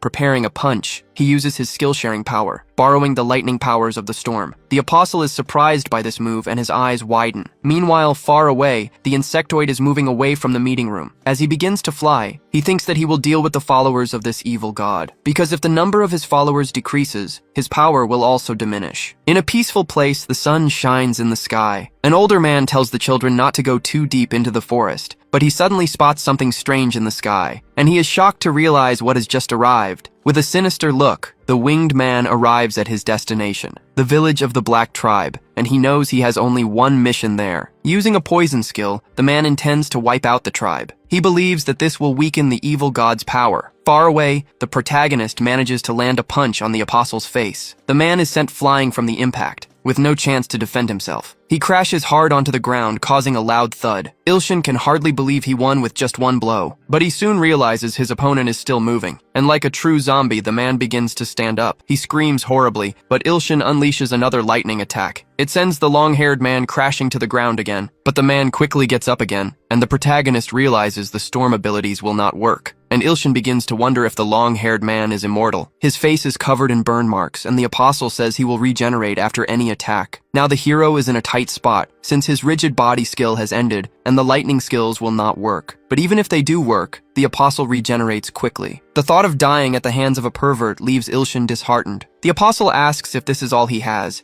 adding that he was hoping for something more fun. Desperate, the young man needs to think of something. Then an idea comes to his mind. Using his thumb of the multiplication god skill, Ilshin makes his move, and a clone appears the moment he uses the skill. He assumes the clone will not attack him, since there is an enemy nearby. This skill surprises the apostle, who says he finds it truly incredible. Because the man was kind, the clone immediately glares at the protagonist. Since the clone complained last time that his creator was too bossy, Ilshin decides to stay quiet. However, the clone seems more worried about the Black Tribe being in danger and their powers diminishing. Seeing the two boys talking amongst themselves, the apostle starts to get irritated. Feeling ignored, the man cannot contain his anger and launches an attack. The clone manages to dodge, and the blow heads straight for Ilshin. He is hit and falls to the ground. The boy thinks his strength will be useless if he is dead. With a serious expression, the clone calls out to Ilshin and orders him to burn the naked bastard. Soon, his phone screen is hit by a blast of power, and the protagonist realizes the clone will disappear on its own. While preparing another attack, the apostle gets Ilshin's attention, who is still wondering how he will follow his clone's order. And then he starts to remember some techniques. Raising his middle finger, he gets an idea, and he remembers that he also has a skill of his own. The apostle is still charging his next attack. With his finger pointed at his adversary, the protagonist begins to invoke his skill, the judgment god's intervention, a strike of his own. This surprises the long-haired man, whose eyes go wide in that exact moment. With his eyes burning with determination, Ilshin charges forward, and a bright burning flame appears. But in reality, it is not a very large flame. In fact, it looks more like a lighter. With a pitying expression, the apostle asks if this is his final joke, and he begins to approach the protagonist, still charging his power. The boy raises his finger, trying to make the flame bigger. He then starts to try using his index finger. He manages to touch his index finger with his thumb and uses the skill of the god of multiplication. He then launches the flame toward his opponent. The apostle watches this with a surprised expression because several small flames begin to approach his body. But they cause no damage, and the man tells him to stop playing games. Ilshin is convinced this is his end, and that he will be killed because of a clone. And on top of that, by a naked pervert. But before he can say goodbye to his life, Ilshin notices the apostle seems to be in pain. Where the flames touched his body, wounds begin to appear. This happens because the more evil the target, the more they are consumed by the Gehenna flames. Now the apostle does not look so imposing and has to clutch his wound, but he still unleashes a blast of power toward his adversary. A purple aura begins to envelop the boy's body, and the boy starts to writhe as he feels the blow. The two adversaries face each other, and the battle truly begins. Meanwhile, far away, the Black Tribe begins to die from poison. With this, the evil god's power begins to decrease drastically. The winged warrior says the one to blame for all this is the evil god the people follow. But suddenly, a strange sound catches his attention. The young man looks back to see what is happening, and someone seems to be approaching at high speed. The warrior identifies him as the evil god of the Gayami people. He then taunts him, saying to bring it on since his power will soon run out. But Ilshin's clone attacks with full force, holding nothing back. The strike rapidly closes in on the insectoid, and the young man is sent flying, quickly defeated. Only ashes and smoke remain of his body. The clone looks around and sees many dead followers. Meanwhile, the protagonist is dealing with a terrible pain, as if all his bones were broken. A notification appears, warning that the number of followers is dropping sharply, and if this continues, his power will also fall. Ilshin gets nervous seeing these notifications in the middle of the fight. He then wonders if he could use the ring finger of the god of healing on himself. And that would be incredible, meaning he is also immortal. Touching the finger to his own forehead, the young man tries to use the ability. The apostle watches this with a curious expression. The notification warns that 10 million coins will be consumed if he uses the ability on himself. But either way, the young man is happy to still be alive. And for saving the Gayamis, he also received many coins. In disbelief, the apostle asks how that was possible. And upon seeing his adversary standing again, he casts another spell. The spell is about to reach the unsuspecting young man. However, at the last moment, the protagonist manages to use the power-sharing ability. He then raises his middle finger to unleash the flames once again, and uses the ability of the judging god's middle finger. However, the apostle manages to dodge at the exact moment. He then lands safely to the side. He laughs, saying the young man is truly a great apostle who should not be underestimated. He adds that right now, 999 people are being sacrificed as an offering. Ilshin's expression changes upon hearing that information, and he says it will continue like this until only one apostle remains. Then it all starts to make sense to Ilshin. He believes that is why they captured the sword demon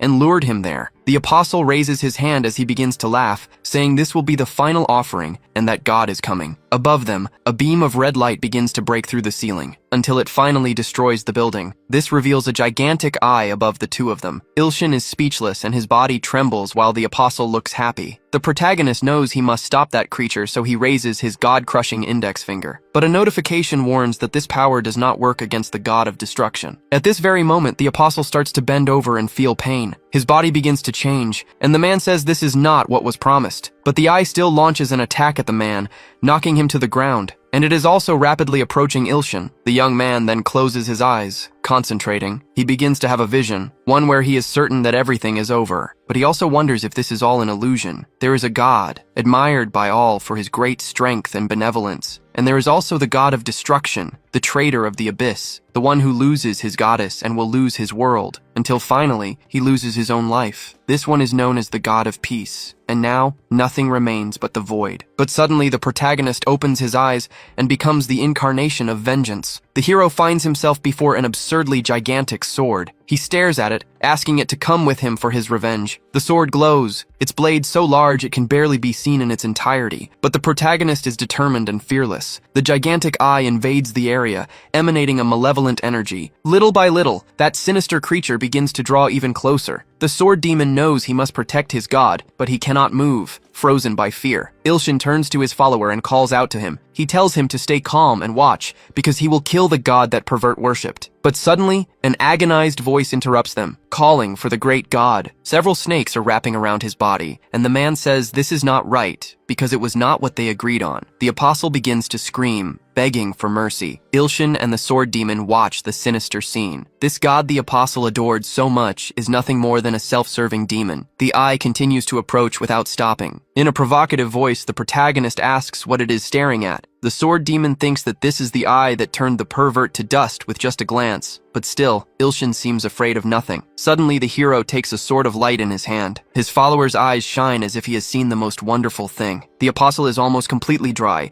after being drained by the eye, and the demon continues to get closer and closer. Ilshin holds the sword firmly with both hands, and he calls upon the authority granted to him by the celestial sword that can cut through anything. He will unleash the full power of the sword so that its ultimate purpose is fulfilled and they become one. A demonic face can be seen emanating in the form of energy. The gigantic eye begins to feel the impact of this immense power. Ilshin leaps, gripping the enormous sword and charging at the demon. The only thing on his mind at this moment is destruction. The giant eye's tentacles try to reach him, but with infinite force in his voice, the hero screams, banishing the gigantic demon from his world. The impact is colossal, unleashing an immense roar. We then see the abandoned city of Wuwen, the 12th district. A few soldiers are on a search mission, searching everywhere. Two men talk about the monster, an SSS class that can destroy an entire country. Another man in a trench coat and sunglasses asks what happened there. It is Heo Kangcheol, the head of the Hunter Association, and he says that perhaps the time has come to execute the project. The soldiers call out to their chief, telling him they found a survivor. The man approaches an extremely emaciated body. He then asks the survivor what happened there, but he notices the man is laughing in a very strange way, despite his deplorable condition. He realizes an ambulance should take him immediately, but inside the man's body there is a strange energy. He remembers that as the demon was consuming him, Ilshin screamed for him to be executed. In that moment, after the immense impact, the eye explodes, and Yu Ilshin survives, gripping the enormous sword. This convinces the apostle that the young man is truly a god among gods. Other warriors gather before a dragon's corpse, saying it is the work of Sung Mina. The woman killed it easily, using only the power of her mind. One of the warriors asks if she is really an S-class, since these monsters are known for their great power and resilience. The young woman tells him to cut the chatter and give her the reward. The man then tosses her a blue stone and says a pretty face should not be angry. One of these stones costs 100 million, and he asks why she needs so much. Filled with rage, Sung Mina says they told her it was a dragon, but it was just this wretch, a complete waste of time. The warrior thinks the young woman has a terrible temper. 2 days later, two people are talking, and a child asks where to put the pain relief patch. The young man looks relieved as soon as the patch touches his back. It is Ilshin's niece, who is taking care of him. The reason for all this is the recoil from the great sword's power. With that power, the young man stopped the monstrous eye from leaping. But after the mission, he had to bring his faithful follower with him. The man was always acting strangely, so much so that Ilshin's niece was unnerved by his presence. He even performed a few tasks, like fixing the bathroom door. After all, the man could not bear to see the sword god's house in disrepair. Ilshin is now convinced the man is a true fanatic. So Ilshin asks how his follower had time to fix everything and then just sit in the corner. The demon says he did not have to do much about the brilliant guild, because the special hunter team led by Sung Mina already took care of everything. Ilshin seems to recognize that name, like a famous model from TV. Sung Mina and Sung Miri have similar names, so they are probably related, but they are very different. The protagonist gets up and decides to look for his niece's mother. Maybe if he goes to the hospital, he can heal her with his power. Suddenly, he realizes his good karma has gone up a lot. This is because he stopped the god of destruction's clone from descending to Earth. But if the eye was just a clone, he wonders how big the dragon Narak must be. Another notification appears, telling him that by performing a divine feat, he has qualified to challenge the promotion quest. He must choose between the quest to become a good god or an evil one, and he thinks that doing both at the same time is a huge challenge. The conditions are to gather 10 billion followers or kill them, or do the same to S-class followers. Then he realizes he can accept both quests. He understands that if he uses his followers the right way,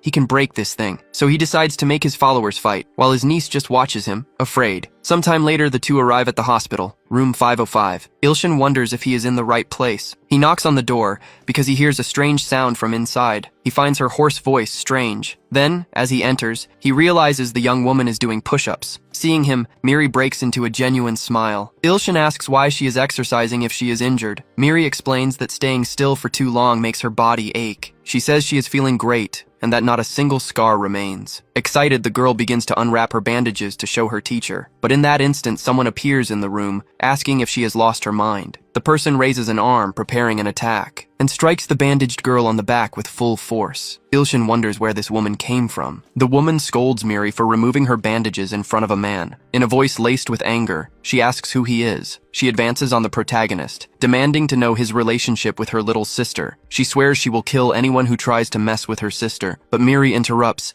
yelling at her sister not to be rude to her teacher. Lowering her glasses, the woman asks if he is a teacher at the Hunter Academy. Ilshin is about to speak, but he notices an apprehensive look on Miri's face. The girl gives him a signal to say nothing else, so the protagonist decides to say he is a physical education teacher. The woman then asks for Ilshin's rank, commenting that it does not seem very high. Miri is angered by her sister's harsh treatment and says her teacher is incredible, even if he is unknown to the world and has a terrible appearance. The girl says he is much stronger than her sister, so she should be careful. Hearing this, the woman decides to take off her cap, revealing her true identity, something that leaves Ilshin shocked. She is Sung Mina, Miri's sister, a famous S-class hunter. Angered, the woman asks her younger sister if she lost her mind after being demoted to A-class. Then, using her manipulation ability, she orders her to repeat what she said, and to say who is the strongest one in the room. Miri begins to feel the ability trying to manipulate her, and apologizes to her sister. With no intention of forgiving her, Mina orders her to kneel, and as ordered, the girl falls to her knees. Mina continues, telling her sister to do only as she is told. After a moment, Ilshin's and Mina's eyes meet. The young man approaches and asks the woman to calm down,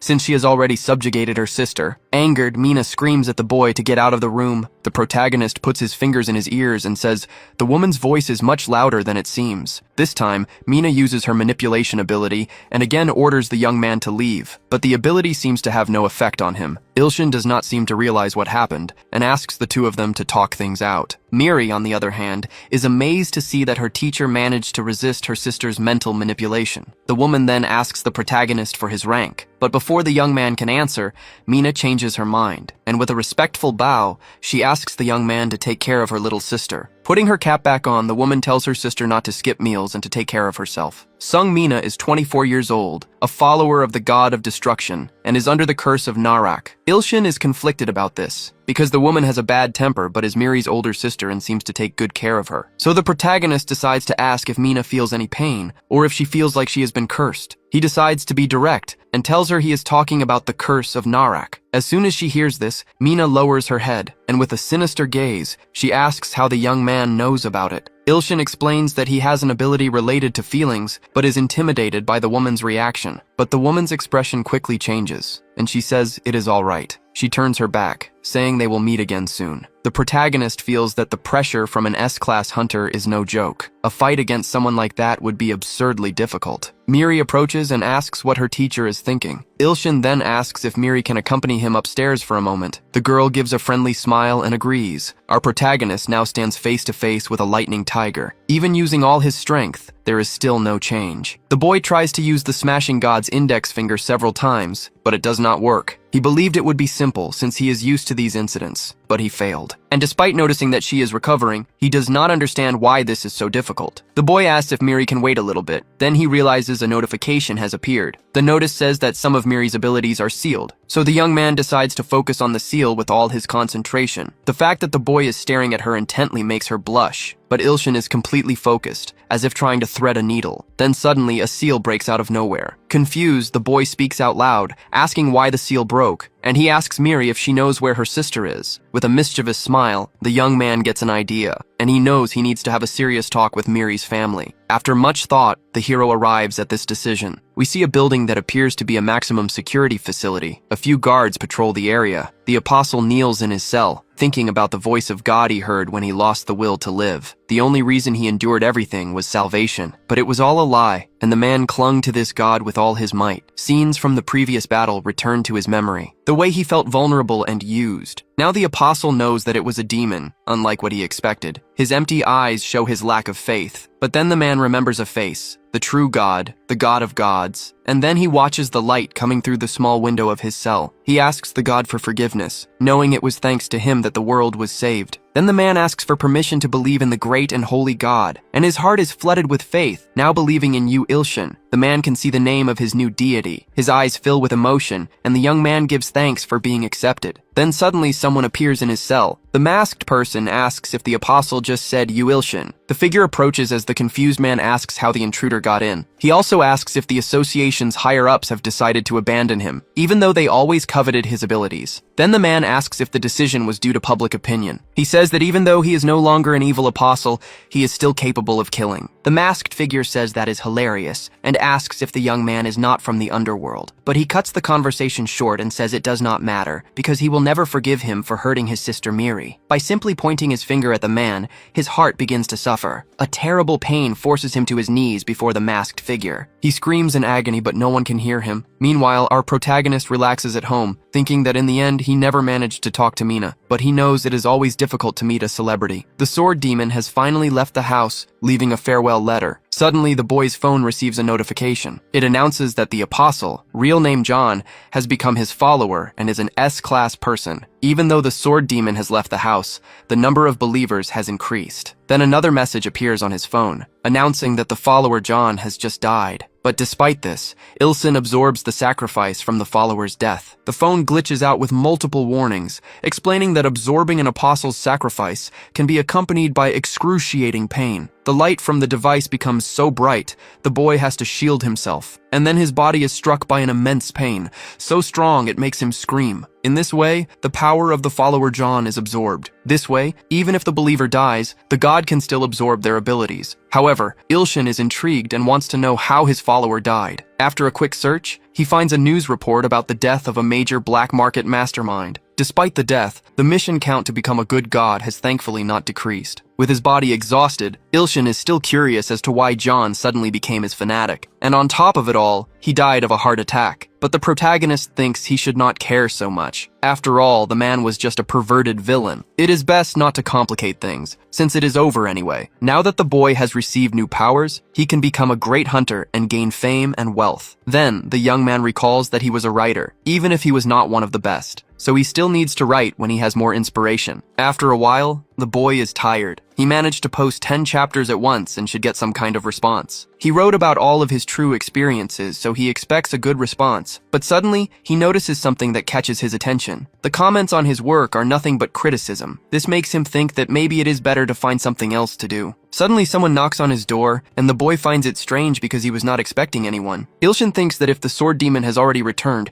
he will be very irritated. But as soon as he opens the door with fire in his eyes, he realizes who is there. It is Miri, looking quite apprehensive. The girl is out of breath and looks worried, falling to her knees on the floor. She clasps her hands together, asking her teacher for a huge favor. Seeing the girl's pleading expression, Ilshin knows he could never refuse. He thinks that no human could possibly refuse. Without a second thought, the protagonist says he will help. The girl's faith automatically increases by 10 points. She also becomes very happy and excited at the same time. The next day, we see the Hunter Academy. Ilshin accompanies Miri and asks if the favor is just for him to be her guardian for the day, instead of her sister. The director called for a guardian because the girl has too many absences, but she really prefers it to be Ilshin. The young man knows her faith would not increase by 10 points for something so trivial. Miri compliments him, saying he looks good in a suit and should wear one more often. She even says she will buy him some high-quality training sweatsuits. Ilshin becomes suspicious of all the flattery. He thinks Miri might be as fanatical as the sword demon and the ant. The protagonist hurries them along so they will not be late. When they arrive in the room, a man asks what his relationship to Miri is. The girl awkwardly replies that he is her uncle. The man studies them and says they do not look alike at all, but the girl insists, saying she does look like her uncle. Ilshin thinks the lie is a little too obvious. Analyzing the man's profile, the MC sees that Lee Gun-wook is a muscular 33-year-old man. From that perspective, the man seems like an ordinary person focused on bodybuilding. Lee then apologizes, saying he just thought Sung-mina would be the one coming. He asks if Ilshin is also a hunter, but the young man denies it, saying he is just an ordinary person. Excited, the girl turns and starts to talk about her uncle. Sometime later, we see the entrance to an office. A horn from some large creature hangs on the wall. A gray-haired man walks through the room. He realizes that years have passed, since a massive portal suddenly appeared right above the school. From it, a demonic ogre emerged, capable of destroying the entire country. A desperate soldier asks if the hunters can do anything, but this monster is also a great challenge for the hunters. Suddenly, one of the soldiers points to something and tells the commander to look. A brave man begins to face the monster alone. The warrior concentrates all his energy into his fist. The creature stares him down as it draws closer. The impact of the warrior's punch creates a brilliant flash of light, and then the ogre falls to the ground. The victorious hunter remains standing. A soldier approaches, observing the brave warrior. An unknown man defeated a high S-class monster alone. This man, now years older, lives a quiet life, and people have started calling him Choi Kang-san, the cleaner. And now more mature, the man wants to focus on the academy to nurture new talent. However, the academy's greatest talent, Sung Miri, is also its biggest problem. The girl grew up too fast and ended up spoiled. Choi thinks he should say something about this at today's meeting, and maybe then he can get some peace. Meanwhile, Ilshin is still talking to Lee, who asks if he is a writer. He says that reading is his hobby, so he wants to know what kind of book the young man writes. When he learns that Ilshin writes about muscular ants, the young man becomes excited. Finally, the three of them arrive at the director's office. Lee knocks on the door, announcing that Sung Miri and her guardian have arrived. The protagonist adjusts his tie, trying to hide his anxiety. With a respectful bow, the young man introduces himself as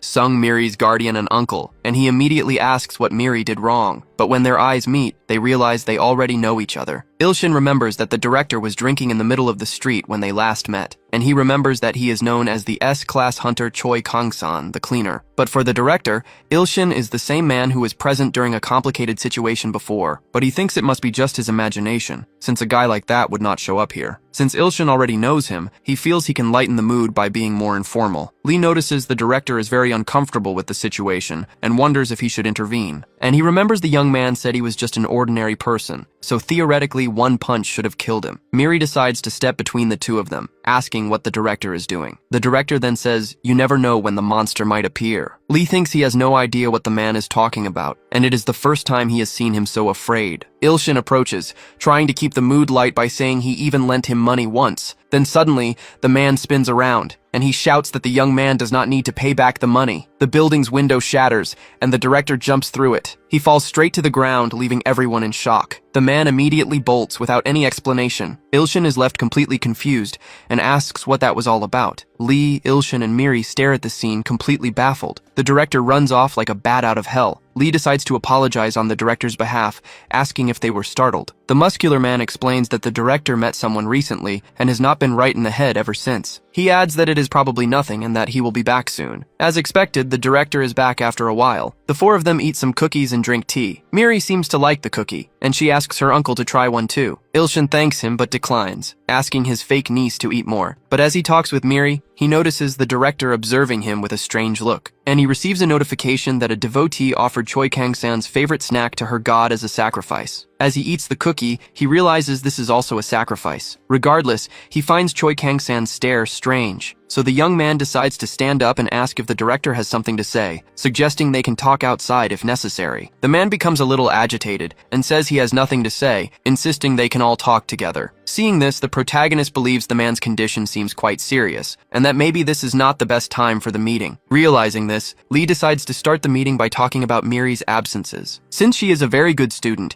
it is just a warning for her to be more careful and to ensure her absences do not become a problem. Lee thanks Ilshin for coming, and the director seems exhausted. Since the matters are settled, the young man says they will be leaving, but the director shouts for them not to go. The three look at the man in shock as he says he cannot let Ilshin leave like that. He asks if the young man has any idea how much he has searched for him since that day, and with an emotional voice he says, "This can only be fate." He says with a confident tone that his Hunter Academy has the best equipment, so they should run some tests, and he asks if Ilshin is going to refuse this offer. The protagonist is even startled by the man's strange behavior. The man then says he is willing to beg, but he really wants to run some tests on the young man. Ilshin says that if the man overlooks Miri's absences and does not force her into unwanted training, he can accept. Lee seems a little apprehensive, but the director accepts instantly. And just like that, a new agreement is made between the two of them. Sometime later, the director is with a young woman who says it is not right to test a normal person as if they were a hunter. She adds that previous tests show he was G-class, leaving her intrigued by the importance of the occasion. But Choi has his reasons for doing all this. Ilshin stands before a crystal selector orb belonging to the academy, used to measure human capability. Our protagonist begins to be flooded with the feeling that something is wrong. A voice asks the young man to place his hand on the orb, so Ilshin does, slowly placing his palm on the object. A powerful energy courses through his body, making his hair fly. The sphere begins to vibrate without stopping. The young woman announces that the measurement is finished and that he can step away. Then the woman notices something incredible. Ilshin is excited, thinking that his abilities will finally be recognized. He is anxious to know what his rank will be, but it does not change and remains G. Disappointed, the young man thinks it was all for nothing, and the young woman adds that this is the worst result they have ever had. The director asks if there is any chance the measurement is wrong, but the chance of error is only 0.1%. Miri finds it strange how the director calls the young woman and asks if they are friends. The woman is Choi Eun-bi, head of the academy's medical team and Choi Kang-san's daughter. She scolds her father and asks him to call her Chief Choi at work. Ilshin wonders if the machine cannot measure his abilities because he is a god. The insistent director asks them to try measuring again, unable to accept the results. But if that were true, the boy should have passed out on the rooftop the day they met. However, as he thinks about it, another idea comes to Choi's mind. The idea that perhaps the boy is the type whose abilities only appear under pressure. That being the case, the man has no choice but to put him under pressure. Ilshin, distracted, asks if Miri wants to go get something to eat, and the girl accepts. But suddenly the director appears behind him in a fighting stance. The protagonist is shocked by this, and Choi asks him to fight. He says with disdain that the machine knows nothing. Ilshin says there is no benefit to this, but then he remembers that both the sword demon and John became his followers after fighting him. If the boy can defeat the director, he can secure another S-class believer for his mission. Knowing this, the boy gets excited and accepts the challenge. This leaves the other three suspicious of his attitude, but Choi gets very excited and asks them to go to the training room. However, before they can move, Lee asks if he can fight in his place. He says it would be inappropriate for the director, a legend in Korea, to have to fight personally. Sometime later, everyone has gathered at the ring. Ilshin touches the cage of the arena, curious. He notices that the cage seems very sturdy and wonders if it can absorb the energy from abilities. Lee asks if the boy will go without protective gear, but he himself is not wearing any either. but with a determined look, Lee says he is very different from ordinary people. Smiling warmly, Ilshin says that in that case he will not wear any either. Lee's expression turns sinister, and he says the boy will regret it. The director advises Ilshin not to let his guard down. He explains that Gyun-wook is the best in B class and has a lot of practical experience. Miri, excited, wishes her uncle good luck. This makes the protagonist a little embarrassed. Other people start to arrive, excited to see Lee preparing for a fight. Ilshin is impressed and asks where so many people came from, but Lee asks to get this over with quickly, before it becomes a problem. The boy then says his opponent can attack first. From this, Lee realizes that Ilshin's attitude seems to show he does not care much about the difference in class. He does not know what the director saw in this guy, but he will show him what it is like to live as a hunter. The two are ready and in their fighting stances, so Lee decides to start with his strikes. The punch comes in heavy and powerful,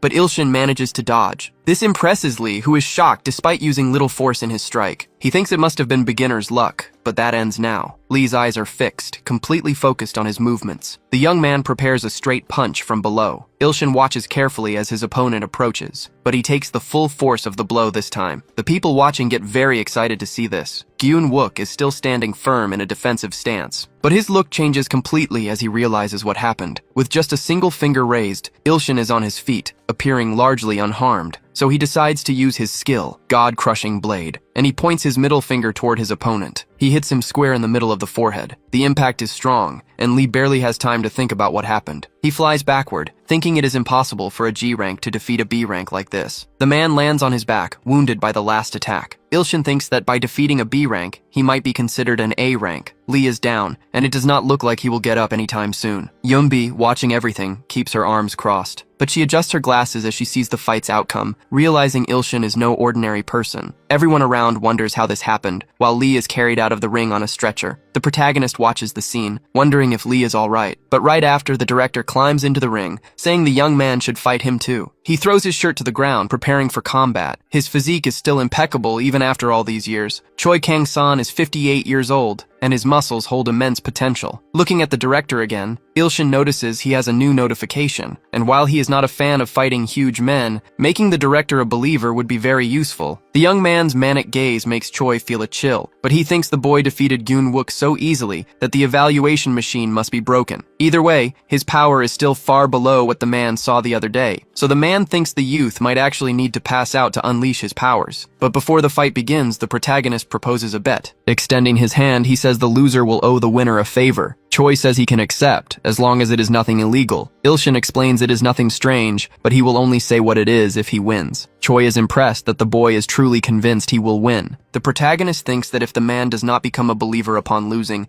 he will make him say a few key words, just like he did with Miri. However, the director also has something to say, and he says he has also thought of a favor in case he wins the battle. This is perfect for Ilshin, and he is absolutely certain he will win. With a smile, the man says, "That is just fine then." He begins to gather his strength, a blue aura coursing through his body. This surprises the young man, who is thrown backward by the wind. He realizes the old director is not playing around. In response, he decides to also use his rigid body skill to match him. Choi's eyes widen when he sees how his opponent's physique changes. Everyone watching is also shocked, except for Miri. Choi says that Miracle was right after all, he is the one. Miracle said that sooner or later, the noblest and most savage beings would appear. And if such a being appeared, Miracle said he should keep him at the academy. Ilshin is surprised to hear that was the advice, but he remembers he still needs to write a book and get promoted, meaning he is quite busy. But while he is still thinking about it, he realizes a blow is approaching. Choi's fist is already very close to his face. It hits him with full force, causing a loud crash in the ring. Miri and Yoonbi are stunned. The director moves with extreme speed, but he realizes his opponent is truly no ordinary person. Since he blocked the blow, he decides to see if Ilshin is truly the one from the prophecy. Surprised by the director's speed, Ilshin prepares to attack, but Choi's reflexes are also ready. He manages to land a punch right on the protagonist's chin. The impact is powerful, and the young man feels the hit. Choi is completely focused on the battle. Miri grows worried when she sees her teacher take a direct hit, but Ilshin is not ready to give up. He carefully observes his opponent's movements. He decides to strike him with a kick aimed right at the ribs. The older man feels the impact of the kick. He returns the favor, kicking toward his opponent's ribs. Ilshin feels intense pain and cannot help but let out a cry. Choi praises the boy, who wonders if the old man is really an S-class. But even though his opponent is extremely strong, the young man knows it is worth the fight and that he has not yet used his full power. Choi says he will defeat the boy and make him join the academy. Therefore, he will use his full power. The protagonist takes a defensive stance and wishes his opponent good luck. Then he begins to move, restarting the fight. Choi's footwork is extremely fast and firm. The man then shows he is truly using his full power. The people watching grow anxious, since the man already exploded a monster as if it were a balloon, and they hope he does not do the same to the boy. Miri thinks that no matter how strong her teacher is, this is still madness. Worried, the girl thinks she must find a way to stop them. The two prepare powerful punches, but the director is charging a magic circle along with his. Ilshin puts his arm forward to block the attack, but something suddenly distracts him during the fight. A notification announces that Ilho overcame the flower trial on the 11th floor of the Tower of Heroes, and as a faithful follower and apostle, he is paying tribute. Ilshin knows that every time Ilho finishes a trial, he sends a tribute, but before checking it, the boy needs to end this fight. Meanwhile, the director thinks there is no problem with breaking the boy's arm. The two punches are about to connect in an instant, until the impact of the two fists is felt all around. Ilshin is completely focused and concentrated on the battle, just like his opponent, Choi, who decided to use his full power. But suddenly, a bouquet of flowers starts to appear between the two of them. This is probably the tribute that Ilho is sending. Annoyed, Ilshin throws it behind him, considering it a pathetic tribute. The flowers pass close to the director's face, and they begin to bring back memories in his mind. The monster made of plants appears in his vision, leaving him terrified. This causes Choi to run off in despair, breaking past the ring's railing and leaving while crying for his mother. Ilshin is left completely confused, looking at the hole the man made in the railing,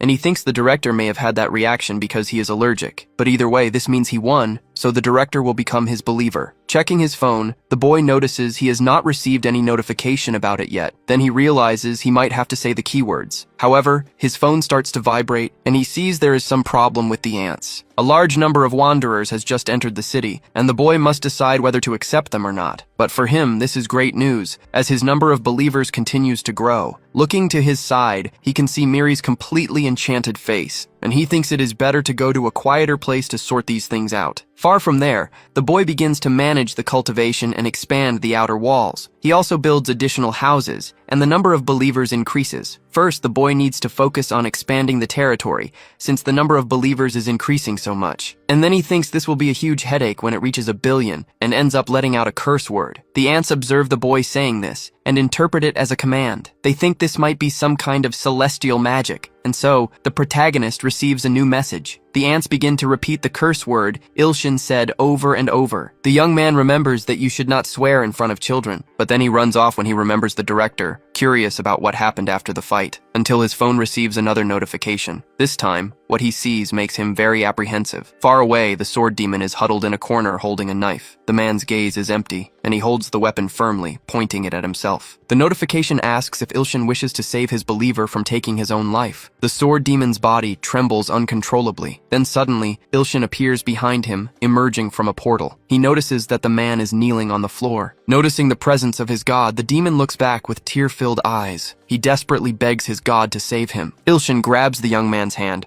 trying to take the knife from him. He succeeds, throwing it to the floor immediately after. To be safe, he quickly kicks it far away. He then asks why the man is suddenly thinking of taking his own life. But the sword demon says that is not quite it. This makes the protagonist very suspicious, because it seemed so imminent. Then suddenly, a masked person appears behind them. With bright red eyes, the person says nothing, but the figure realizes they did not sense the boy arriving, and wonders where he came from so suddenly. The demon shouts for the sword god not to let his guard down, as the masked person might try something. Noting that they even modified their voice, this does not seem to be just any pervert. Ilshin then begins to observe the figure more closely, and he realizes it is not a guy, or even a pervert. He then asks what Sung Mina is doing there. The young woman says nothing, remaining silent for a moment. The sword demon holds his scabbard and wonders what the girl is doing there. In an angry tone, the girl speaks only to the hero, and Ilshin explains that, as he said before, he senses things differently. The sword demon is shocked to learn that his god knows such influential people. The young woman then decides to take off her mask. She faces them both with a determined look. The sword demon is shocked by the girl's immense beauty. He cannot help himself and comments on it. He then thinks it is hard to imagine someone so angelically beautiful could act so maliciously. Sungmina says it is ridiculous that an A-class concealment mask does not work. She screams,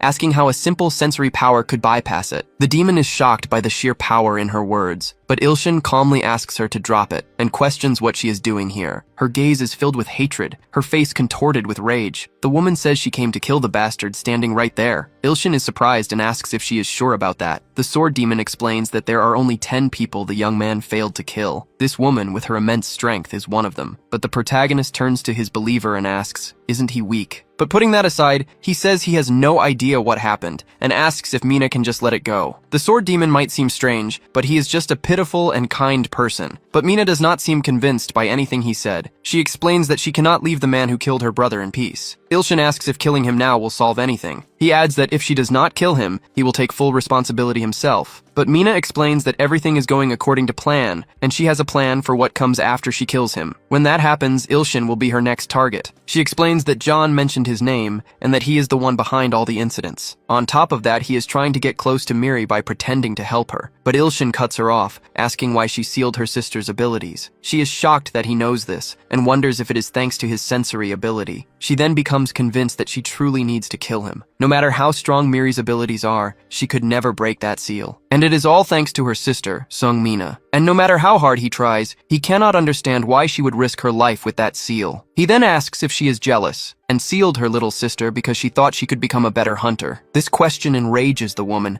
and she decides to attack, using her mental manipulation ability. Seeing his god in danger, the sword demon moves to intervene. He charges at Mina with his sword, but the woman notices his approach just in time. She quickly turns her hand in his direction. She makes a swift motion with her fingers. A red energy then strikes the sword demon. The man is instantly sent flying. He crashes into a tree, incapacitated. Ilshin watches in surprise. It is a truly insane ability, as she only needs to move her fingers. Worried, the protagonist asks if his believer is okay, and the man begs his god to be careful, because Sungmina should not be considered S-class, but SS class. Ilshin is impressed upon hearing this, wondering just how strong the girl can be. Charging a red energy in her hand, the woman says it is time for her opponent to die, and suddenly she clenches her hand shut. In that instant, Ilshin feels something strange in his heart, as if the blow struck his organ directly. In desperation, the sword demon cries out to his god, but Ilshin begins to feel Mina's power striking his heart. The girl watches him with a cold, calculating gaze. Unsure how to defend against such an ability, the boy's expression changes. The sword demon begins to despair, screaming non-stop, until Ilshin loses his patience and tells the boy to shut up for a bit and says it just feels like a little tickle. Greatly relieved, the demon smiles, and the protagonist starts to laugh, asking for the tickling to stop. Mina is shocked, because this time she sent the attack at full power. The girl then admits that the boy is much stronger than she expected, but if he thinks her abilities are limited to just mental manipulation, he is sorely mistaken. A blue energy begins to course through the girl's body. The sword demon grips his weapon with both hands, thinking they are in big trouble, and now Mina's eyes are glowing as she tries to control a scarlet energy. The demon tells his master to be careful, because Mina is considered SS class. Currently in Korea, the highest rank for hunters is S-class. If that is the case, Mina is much stronger than Director Choi. The girl then simply orders her opponent to burn. Ilshin remains vigilant, watching the girl, and the sword demon is extremely worried. Suddenly, a gigantic fireball begins to fall towards the two of them. Ilshin tries to shield himself with his arms but still takes damage, as is his believer, who is also struck. The fireball explodes moments later. The protagonist looks at the burn on his arm, and at the gigantic crater that formed in the ground where the fireball landed. So Mina possesses an incredible attack ability on top of her mental manipulation, but with a wicked smile, the girl says she has not even started. Now, a ball of blue energy begins to form in the sky. It heads towards the boys as Mina screams for them to freeze. The ball falls towards them, landing right between them. Ilshin watches it and feels something strange in his body. His feet begin to freeze, and the sword demon is already covered in ice. The protagonist wonders if the girl can really use so many different attacks like this. He then asks Mina if she is a spiritual hunter, and the girl confirms. With a bit of effort, the young man manages to break free from the frozen ground. He says that all this ice is just an illusion. The girl's power is nothing more than a hallucination. Mina confirms, saying her ability is spiritual. so everything is just an illusion. Some rocks begin to fly toward the hero. The girl says that a perfect illusion is not so different from reality. The sword demon is still unable to free himself from the ice, and Ilshin starts to see several rocks flying toward him. Then Mina starts to lift a gigantic rock with the power of her mind. Much larger than she is, she prepares to throw it down on her opponents. Mina says it does not matter if it is an illusion, because if something that large hits someone, that person will die. Then with a swing of her arm, the girl hurls the rock. She says that if Ilshin does not want to die like this, he must reveal his true identity and his purpose. But the young man knows that even if he tells the truth, she will not believe him. But he decides to risk it, and says he is a writer. He is also the god of an ant colony. Right now, he is focused on turning Miri into an S-class hunter. So he asks the girl to please release his sister's seal. Mina does not believe him and says it seems the young man is eager to die. So since that is the case, she orders him to die right now. With a push, the young woman hurls the rock, which speeds toward the protagonist. The sword demon is still frozen and screams in despair. The rock collides with the ground, making a deafening sound. It sends debris and rock fragments flying everywhere. Mina watches the scene, thinking she has gotten rid of the vermin, but then she hears a voice say skill sharing, and Ilshin uses his rigid body skill to withstand the impact and shatters the rock into countless pieces. The steel-hard fist makes contact with the gigantic rock. The explosion from the impact between the fist and the rock is immense. Mina has to raise a hand to her face for protection, and rays of energy from the impact continue to streak across the sky. As the dust begins to settle, Ilshin can be seen walking through it. Mina is shocked to see that the young man stopped the rock with his own strength. The sword demon gets so excited that he finally breaks free from the ice. The protagonist calls out his follower, reminding him that he said it was an illusion. This makes the young man feel ashamed, and he begins to apologize over and over. Mina watches their exchange, thinking that the guy is just a G-class. But Ilshin tells his follower to be quiet, because he has something to finish. His eyes fix on Mina, who has a surprised expression. The young man approaches with incredible speed, and asks the girl to hear him out for a moment. The girl is shocked to see how fast Ilshin moves. She quickly backs away, asking how he did that. But there is no time for answers, and she already starts charging her next skill. Disappointed, he asks why the girl will not even give him a chance to be heard, and he realizes she is already preparing another attack. This time, it is the mental space skill. A magic circle forms in front of her hands, and a purple energy courses through the area. But suddenly, an energy strikes him, throwing him backward. Ilshin tries to defend himself with his arms, but he cannot hold his ground. Then, as he opens his eyes, he realizes he is in a different place. It is like walking in an infinite void. The scent is pleasant, making him want to close his eyes. In this place, the young man feels like he can do anything. But then, everything suddenly begins to change. The sky begins to fill with stars, as if it were nighttime. The sight is truly beautiful. But suddenly a furious voice cuts through the silence, saying she is extremely angry. The girl uses another skill, and only then does Ilshin remember he is in the middle of a fight. The skill she uses this time is called Deep Swamp. It is as if the boy is sinking without any water. Mina watches him and says that this will be his end. But the protagonist is not thinking about giving up and begins to try and use his indicator. But the illusory water begins to keep him from moving, and because of this, his skills do not work normally. Mina approaches, telling the young man not to worry. She says that while this will not kill him, he will become a vegetable once he is sucked in. Ilshin hears those harsh words, and he shouts that becoming a vegetable is the same as dying. But then the boy remembers he needs to calm down, since this is all just an illusion. Mina places her foot on the young man's head and says this is his last chance. With a firm and cruel voice, she commands him to speak now, to explain at once who he is and what his goal is. The boy's expression changes, making Mina think he is about to talk, but he is actually seeing something he should not. This makes the girl even more irritated, and her face turns red, and Ilshin thinks this is why you should never wear a dress while stepping on someone's face. Pointing her finger at the young man, the girl then orders him to just die, and the waters holding him begin to grow more turbulent, rising toward his face to drown him. After a moment, the protagonist is completely submerged. Mina watches, thinking she has finally gotten rid of her opponent. Beneath the imaginary water, the young man begins to feel drowsy,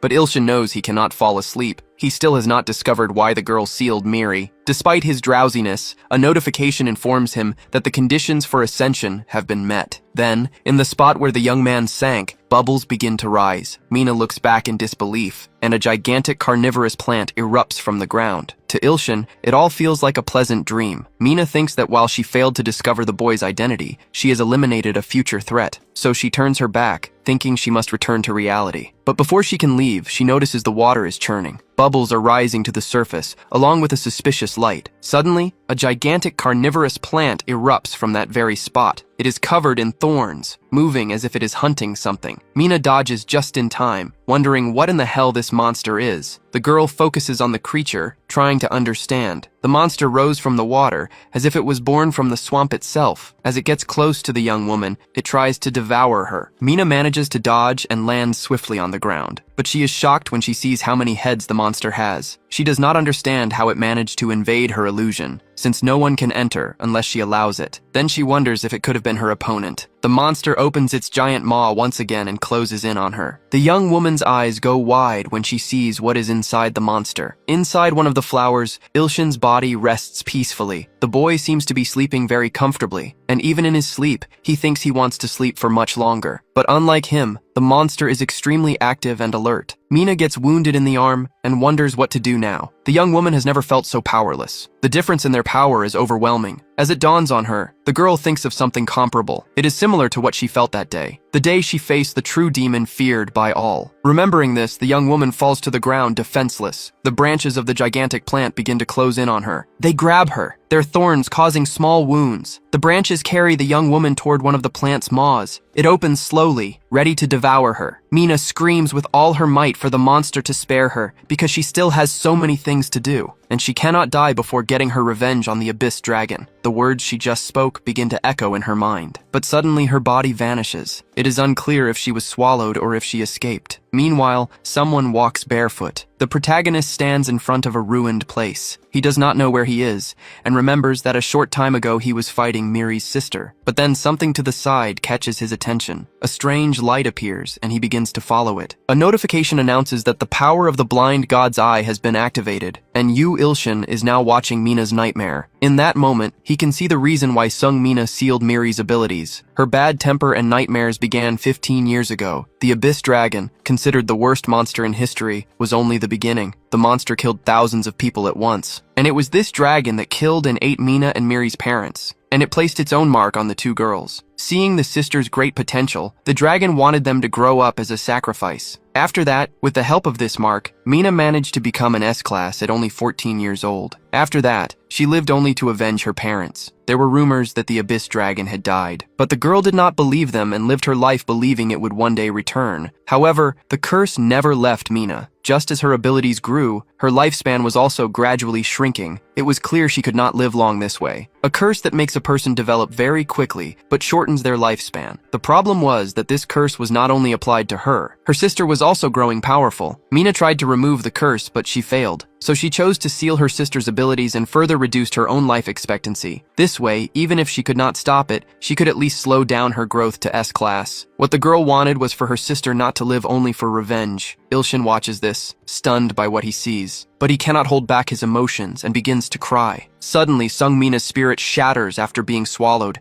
and the illusion is destroyed. The sword demon had been calling him for a while, but the young man did not respond. The young man says he is happy to see that his god survived and asks what they should do with the girl now. That perhaps it would be a good idea to hand her over to the Hunters Association. Desperate, Ilshin approaches the girl, trying to check on her condition. He holds her and repeatedly asks the girl to wake up. After he calls her name a few times, the young woman shows a sign of life. Worried, the boy asks if she is hurt. The girl tries to say something, gathering her strength, but she only manages to say the word mom. Ilshin grows worried upon hearing this, and his expression changes. The sky is clear and the sun shines on the horizon. We see a tall house in the middle of an isolated plot of land. Sung Mina is sleeping peacefully, even sucking her thumb. Ilshin realizes his healing finger is not working. Worried, the boy decides to ask his followers what he can do to try and heal Mina. A workout addict says the secret is to make the body stronger. The sword fanatic follower replies that the hero should opt for sacrifice, since the girl will die anyway. Another person comments that as soon as he becomes a high-level god, his ability will be able to heal anything. The boy starts to remember what happened before. He remembers that the rose that blooms at night appeared. In this situation,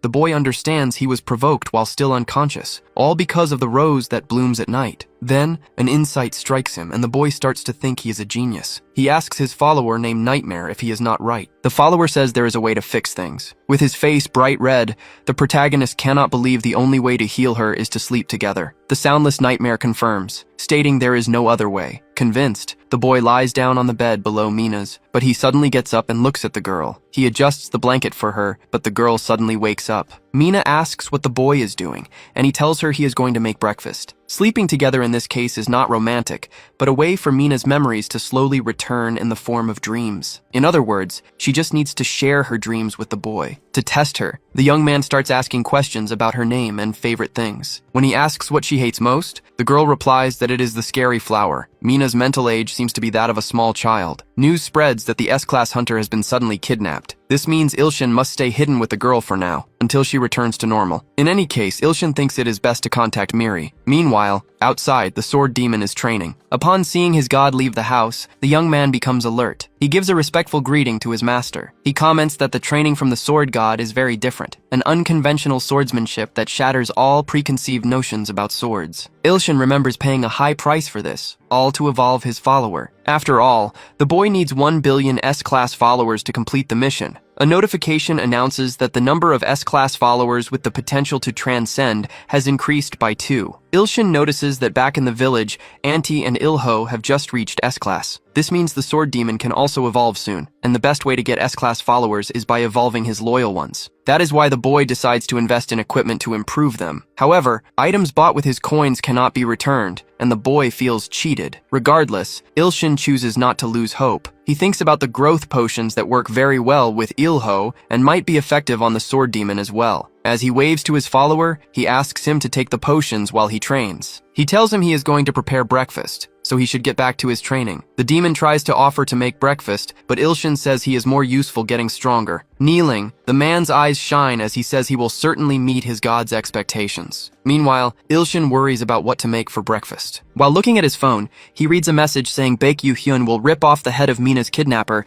if they touch a single hair on her. The moment he finishes reading the message, a gigantic explosion occurs behind the protagonist. He and the demon look back, apprehensive. A man in heavy armor approaches, asking where Mina is. It is Baek Yu-hyun, a 26-year-old man who wields a great flame with the potential for transcendence. Surprised, Ilshin asks if he is really Baek Yu-hyun. The sword demon takes offense at the way the newcomer speaks to his god. He says the man should be more respectful when addressing the great sword god. When the redhead shows he does not know of such a god, the demon is disappointed, saying that is quite childish. He decides to taunt him, saying the little girl he is looking for is already defeated. She was easily defeated by the sword god and has now become completely dependent on him. Baek becomes furious hearing this and says that if it is what he thinks, he will destroy the boy. The demon continues his taunts, saying the two of them are not afraid of a little dog that only knows how to bark. Asking his god to stay back, he says with great confidence that he will take care of the intruder. He lunges forward, preparing a strike with his greatsword. Baek simply stops the blade with one hand, preparing an attack of his own. He then extends his hand, unleashing an enormous flame toward the demon. The demon falls to the ground moments later, charred. Ilshin is stunned, and in the next instant, the man vanishes. He reappears in a matter of seconds, grabbing Ilshin by the neck. He asks in a firm tone where Mina is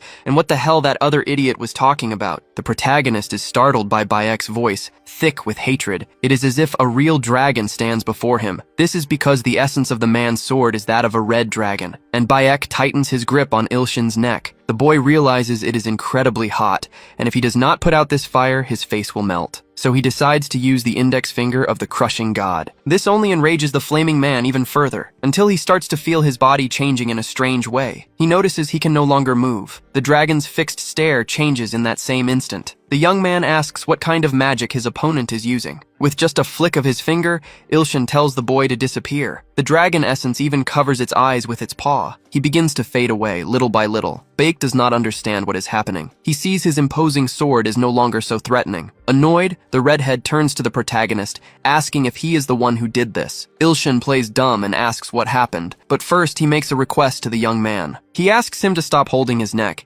as it is sensitive to heat and still quite hot. Meanwhile, the sword demon watches everything while pulling himself together. He is impressed to see that his god is able to face such a strong opponent on equal footing. But as the two argue, Sung Mina suddenly comes out of the house. She lets out a loud shout, telling them to stop it. She says they are making so much noise that she cannot sleep. Seeing the girl, Beck quickly asks if she is all right. But the young woman's gaze is filled with displeasure. That is because the young woman has noticed the redhead squeezing Ilshin's neck. Then, pointing at him, the girl calls him a bad man. This shatters Beck's heart in an instant. Then, Mina's eyes begin to glow. The girl launches an attack in the redhead's direction. It strikes him dead on and pushes him away from Ilshin, sending him flying violently into the distance. He crashes to the ground, making a loud noise. After a few seconds, the young man is injured but still conscious. With his body trembling, he asks the girl why she did that, but Mina ignores him, simply shouting Miri's name. She runs toward Ilshin, asking if he is all right. Apparently, the girl believes the protagonist is her little sister. Mina continues to caress the young man, telling him not to worry. As she hugs him, she says she will protect her little sister from the bad guys. Seeing the young woman hugging another man like that leaves Bayek even more heartbroken. Meanwhile, Mina caresses Ilshin's face, asking if her little sister is hurt. The young man has to catch himself for a moment, as he almost calls her sister, but his gaze shifts to Beck, who is still on his knees. He remembers the rumors that say he and Mina are a couple. He then understands why the redhead is suffering so much now, because his girlfriend does not recognize him. Feeling sorry for the boy, Ilshin decides to help him, and quickly, with the power of the healing finger, Beck is completely healed. Then a notification announces that the boy is healed, and that despite being below the 8th level, he is capable of transcending. But 100 coins are consumed to heal him. However, the hero thinks that if he continues like this, he has a great opportunity to increase his S-class followers, and now Bayek looks at him as if he would even donate an organ if asked. So maybe it is a good idea to try and make him his believer. The redhead realizes that this healing ability defies common sense. The first step is to build a good relationship between the two of them. So the boy tries to explain that this is all just a big misunderstanding. However, before he can finish speaking, a very loud noise interrupts him. Several helicopters can be seen approaching the location. This makes Ilshin think that Yu Hyun really did not come alone, but he decides to ask just to be sure, and the redhead explains that he came alone. Ilshin knows the boy has no reason to lie, and wonders who these people are. It could be the Hunter Association's investigation unit, or someone wanting the bounty on his head, but either way, this does not look good. And with this many people, it is definitely going to be a problem. The helicopters move closer to the boys, and from inside, several agents begin to jump out. Ilshin watches them, trying to identify who they are. And from inside one of the vehicles, a familiar face can be seen. It is the Academy director, who wears a grim expression. Miri is also there, and the director might believe he is dealing with a kidnapper. Mina becomes excited when she spots her sister. The protagonist, on the other hand, grows anxious, wondering how he is going to explain all of this. Time passes, and after a few hours, Ilshin explains everything that happened, including the story he saw in Mina's nightmares. Now Miri knows why her sister sealed her abilities. Overcome with emotion, the girl begins to cry, and her sister hugs her. The two embrace and declare their love for one another. Yoonbi approaches and hands something to Ilshin. It is a B-class license because, according to the director, the boy summoned a monstrous flower. As soon as they mention the monster, Mina runs away in terror. His ability to summon strange creatures is highly rated, which is why he receives the license. Ilshin realizes they are talking about his rose that blooms at night. The director asks if the boy wants to come work at the academy, since he could now be a teacher. But Choi offers to pay him double the starting salary. Yoonbi shows him the amount, and the boy's eyes light up. So Ilshin decides to accept the invitation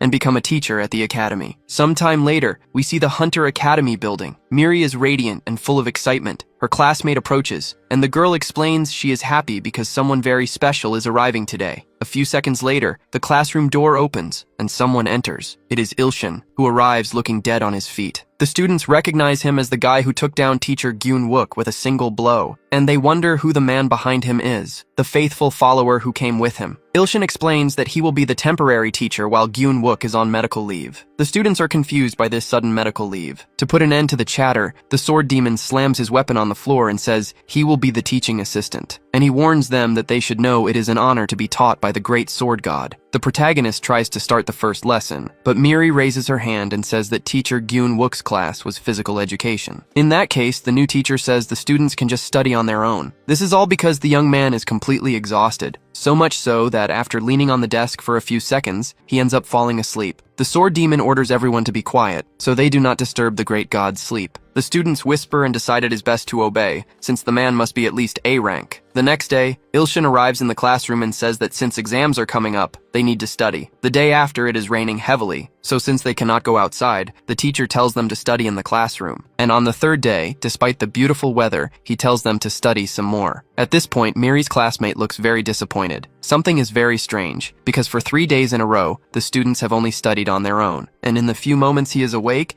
the teacher is just playing some game about ants on his phone. Even at lunchtime, the girl is surprised. The teacher is eating with them, saying it is great to have a job where you get free lunch. With a completely straight face, the young man asks Ko Myungji why she is eating so little. Miri still seems enchanted by Ilshin, but Ko thinks she must be blind. So, sometime later, the girl decides to ask her friend why she likes that weird teacher so much. The two are walking down the street together, and Miri asks if she is referring to teacher Yu Ilshin. The young woman says she just thinks he has a special charm. Then she looks at her phone and says her sister and Ilshin must be waiting. Miri says goodbye to Myungji, who is surprised to see that she meets up with Ilshin after class. From that moment on, the girl decides she will find out what her friend sees in that guy. The next day, the teacher gathers the students and says that instead of studying on their own, they will do some combat practice. Myungji thinks this is her chance to beat the guy like a dog, but Ilshin says the sword demon will handle everything because he is too sleepy. Myungji is irritated that the slacker is still thinking about going to sleep. So she finally decides to get his attention. The girl raises her hand, asking to speak with the teacher, and says she does not have a partner for the fight. Ilshin realizes the class really does have 21 students, and he never considered it. But the girl steps forward and says she wants Professor Ilshin to be her partner. The sword demon says this is very bold,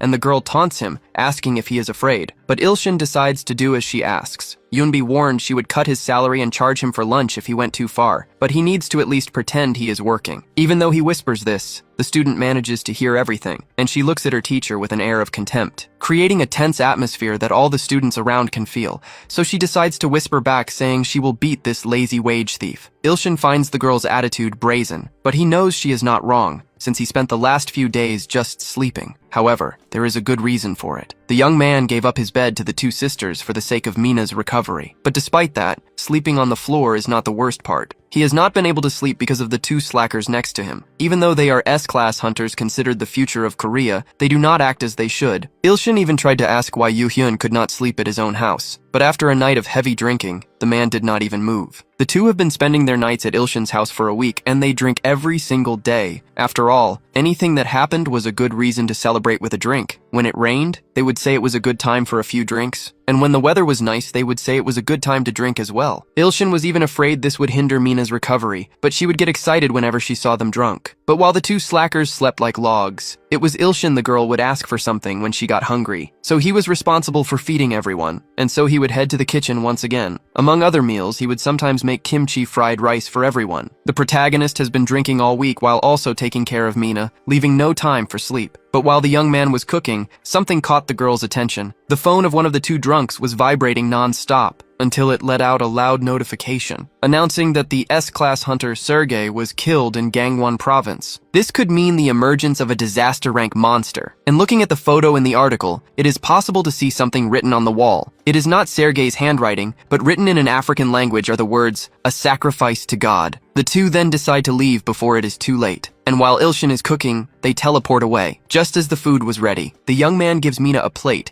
telling her to finish eating and get ready for school. Whenever he leaves for school, the young man leaves Mina with teacher Yoonbi, and the two get along very well. But regardless, the young man says he will work hard. Go Myungji is a 19-year-old girl with the abilities of a necromancer, something that leaves the protagonist impressed. The student says she will start the fight, and asks her subordinate Hades to open his eyes. Ilshin understands that Hades is the king of the underworld in Greek mythology. Myungji begins to concentrate to use her spirit summoning ability. Then, a man's figure appears right behind her. The summon is gigantic, and it seems to be very powerful. It is the giant zombie Hades, a summon ranked 7th in the underworld. This excites the young man, as his opponent's abilities seem quite fun. Just as he is about to be struck, Ilshin prepares his steel body ability, but something catches his attention, and the young man looks up. Hades seems to freeze before he can land the blow. Myungji finds this strange and asks what happened. But the zombie kneels down and bows in reverence. He says he is honored to meet the great and supreme existence. The student does not understand what happened, because a summoner's command must be absolute. The other students are also shocked, as the teacher seems to have subjugated the summon. The sword demon says this is to be expected from the great sword god. Annoyed, Myungji starts hitting her summon, looking like a squirrel next to a tiger. Ilshin tries to resolve the situation by faking a fight, but the zombie says that would be far too bold of him. Hades says he feels the strength of his master, the mountain-crushing giant within Ilshin, and the protagonist remembers that the summon served that man as a knight. Without realizing it, the young man places his hand on Hades' head, as if he were the mountain-crushing giant himself. And so, Hades' past floods his mind. Back then, he did not look like a zombie. Hades became the giant god's knight out of admiration for him, but he failed to protect that priestess and ended up losing his life. He then became a resentful zombie ghost and wandered endlessly through the underworld until Myungji summoned him. The story leaves Ilshin quite emotional. A notification asks if the young man would like to collect the giant's fallen knight, and without a second thought, the young man accepts. Thus, Ilshin inherits the follower of the mountain-crushing giant, and it is possible to evolve him even further, which impresses the young man. The notification then asks if the young man would like to use his divine energy to evolve him. Ilshin accepts immediately, and an energy flows through his body. The zombie Hades then begins to shine with a golden light, and in that same instant he begins to scream in agony, as if a powerful energy is possessing him. The students are stunned, realizing they are witnessing a miracle. Even the protagonist is shocked to witness an evolution. In the ring, the zombie begins to glow, emitting immense energy. As it rises, its body begins to undergo changes. Its skin changes color, and strange markings appear on it. Its face changes drastically, becoming more like a skull. And finally, Hades, the zombie giant,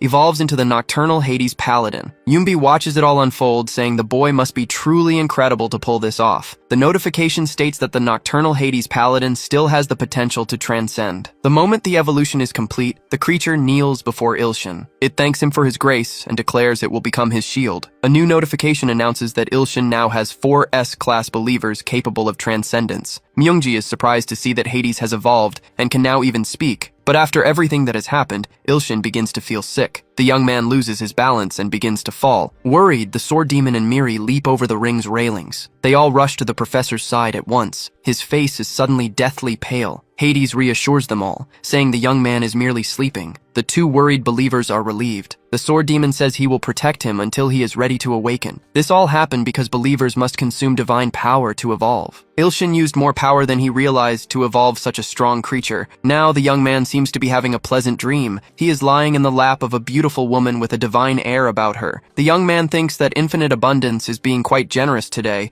Ilshin now has the ability to meet his followers directly. The woman says he used a great deal of divine power, so he must rest to recover it. Meanwhile, infinite abundance runs her hand over his head. A golden energy flows from her fingers, bringing the young man immense pleasure. He feels like he is truly in paradise. But he could never imagine that while he rested, a demonic being was approaching. Yunbi is on the computer while Mina waits beside her. The girl says she is bored and asks when Miri and Ilshin's class will be over. But before she gets an answer, the young woman has an idea. Knowing she would get bored, the girl brought something with her in her backpack. Tapping on some kind of case, the girl asks if the person inside wants some candy. In that instant, the object begins to shake uncontrollably. Mina then teases it, saying she is not going to give it any candy. Yunbi thinks she preferred the old Mina, no matter how rude she was. She then starts to think about the matter her father and Yuhyun went to resolve, since the girl would be a great help. Suddenly, a desperate scream followed by a falling lollipop interrupts her thoughts. Sung Mina is trembling, standing in front of Yunbi. The girl has a desperate expression and repeats the word no over and over. Thinking the girl is upset about the lollipop, the woman says there are still plenty of sweets left. But Mina hugs the woman tightly, looking truly terrified. She just keeps repeating the word monster, and says this monster has come to devour her. A hooded man stands before the building and says this is where the sacrifices for the god are hiding. He says there are 2 seeds for the abyssal dragon, but one of them is not yet ripe. 2 people on the street grow suspicious when they see the hooded figure. They decide to call him over to confirm his identity. One of the men approaches and warns the person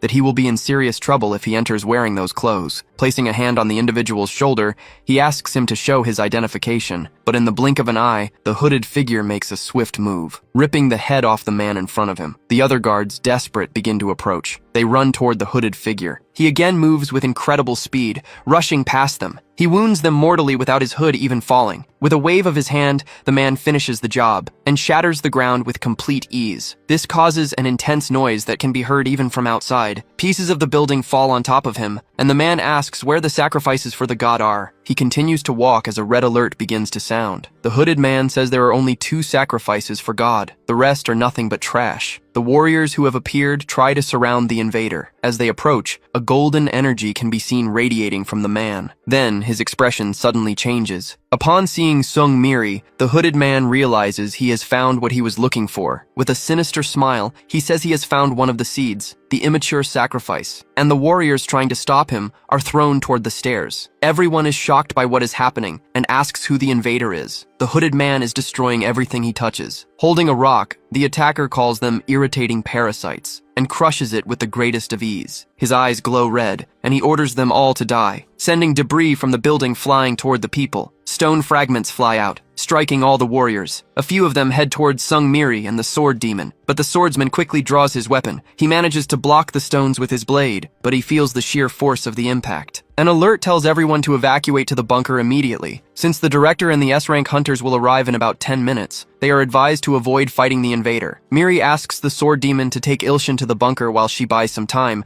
but he suggests asking Hades to do it instead. But with a frightening smile, the hooded figure says that will be impossible. And suddenly a creature begins to emerge from the ground. A gigantic monster appears and begins to roar. The creature begins to gather energy in its hand. It creates a vortex of power that swirls around it. Miri and the sword demon stare in shock. A violet dome covers the outside of the building, and the monster says that no one will save them from it. Miri identifies it as a territory barrier, something only king-class monsters can create. The sword demon tells the girl to run to the bunker. He decides he will distract the giant alligator. He moves closer, preparing to strike with his sword. But as his sword makes contact, something feels wrong. He is immediately thrown against the wall. He suffers immense damage from the impact. The irritated monster asks how the demon dared to do such a thing, but it turns toward Miri and asks where the sacrifice is. With a determined gaze, the girl faces it fearlessly. She unleashes a blast of electrical energy, striking the monster. Meanwhile, inside the bunker, Mina is trembling with fear. The girl senses her sister is in danger, and suddenly vanishes as if by magic. Miri is still fighting bravely, using her electrical energy against the monster. The sword demon notices something and shouts for her to watch out. The alligator monster withstands her attacks and begins to close in. It finally grabs her in its gigantic hand. The sword demon tries to recover and calls out to his god. He says he is sorry, but he has no other choice. The monster is crushing Miri into the ground, and from the palm of its other hand, small hands emerge and reach for the girl. In desperation, Miri can only think of her teacher. But suddenly, Mina appears and uses her mental control ability. She orders the monster to stop hurting her little sister. The alligator turns to the girl, still holding Miri, and he realizes the dragon seed appeared on its own. But Mina's mind control does not work on the monster, and inside her backpack pocket, the case begins to shake more. The young woman then throws the backpack away, saying they are too noisy and her sister is in danger. She then tries to use another ability, but the alligator attacks with its tail, striking even faster. The strike misses Mina, but the force of the impact sends her hair flying, and suddenly, a large tail begins to wrap around her. The monster's tail begins to lift her up, and the alligator says he will sacrifice her soon. Beating on the monster, Mina orders him not to hurt her sister, but the alligator ignores her and says he will begin the ceremony. The disgusting little hand moves closer and closer to Miri's face,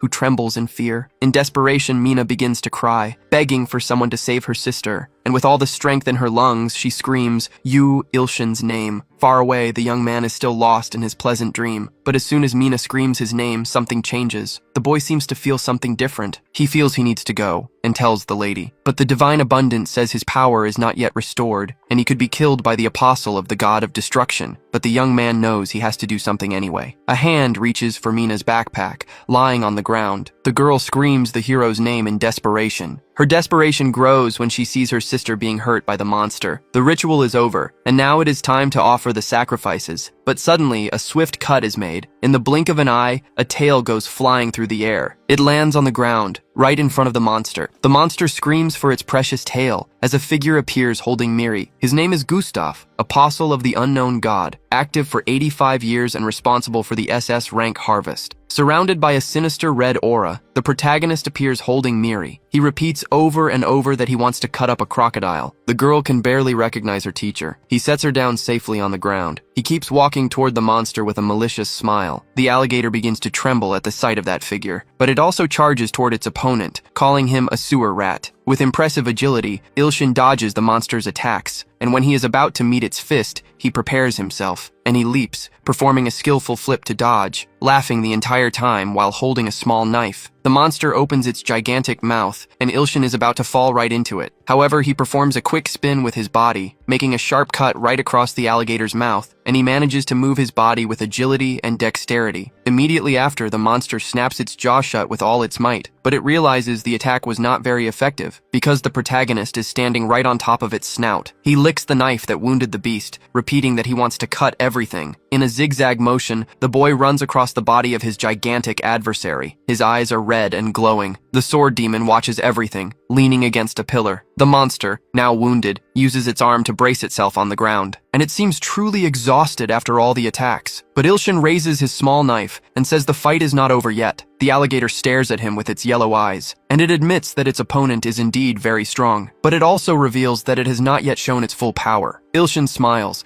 and says that this is going to be a lot of fun. The monster says that if the boy becomes a sacrifice, the great god will be very pleased. The giant's arm begins to be enveloped in a dark energy. Meanwhile, the protagonist raises his knife and asks his opponent to show his true power. The savior of eternity is disappointed because he is using swords instead of his muscles, and the soundless nightmare supports him, waving carnivorous flowers. Ilshin realizes these followers are not helping, but when he looks forward again, he notices the enemy has changed. It is now much smaller, but with a stranger and more sinister appearance. Picking his nose, the boy does not seem impressed by the final transformation, and he decides to attack. Leaping toward his opponent, he strikes it with a swing of his small knife. But the blow causes no damage. The boy cannot cut it, something unacceptable for the sword god himself. So Ilshin does not give up and launches a new assault. He strikes the black alligator in several places with a flurry of attacks. Several cuts land in a fraction of a second, until suddenly the enemy grabs the boy's arm, and it says that with that tiny sword, he will not be able to cut even a dragon sent by God. And with its other hand, the alligator lands a powerful punch on the boy. He feels the heavy impact and is wounded. He is also thrown back with tremendous force. He slams hard against the wall, creating a loud crash.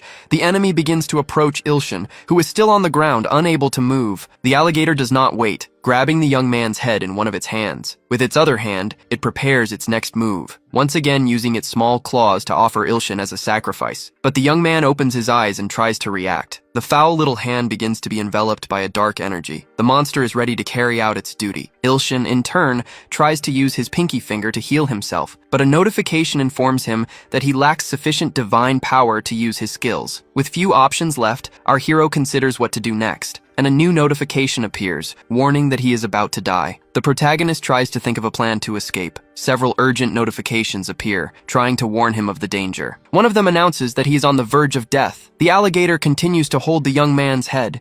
He begins to feel his mind growing hazy. Then suddenly, a warrior appears behind them. The reptilian monster is caught by surprise. It is Hades, who has come to protect his new master. But he is unsuccessful, repelled by the alligator's punches, and is thrown back in that same instant. Ilshin begins to think it would have been better not to become a god, and to just pretend he never saw someone die. Ilho begins to shout for his master to be strong. Auntie is also praying for her god to endure. Ilshin begins to hear the sincere pleas of his followers. They are all crying out for him to hold on. The sword demon apologizes for being unable to help. A portion of his divine power begins to be restored by the tears and prayers of his followers. However, the small hand of sacrifice is now very close. The sharing skills are released, and 2 new ones appear. In the final remaining instant, the hero manages to react. His hand steadies as he grips his knife, and he manages to strike the alligator's hand, ripping it off. The monster looks at its arm in disbelief. It lets go of the young man, who uses his skill share from the sword god, thus activating the skills of the demonic sword god. Meanwhile, outside, the director and Yoo-hyun try to enter the site, but without success. Choi gets annoyed,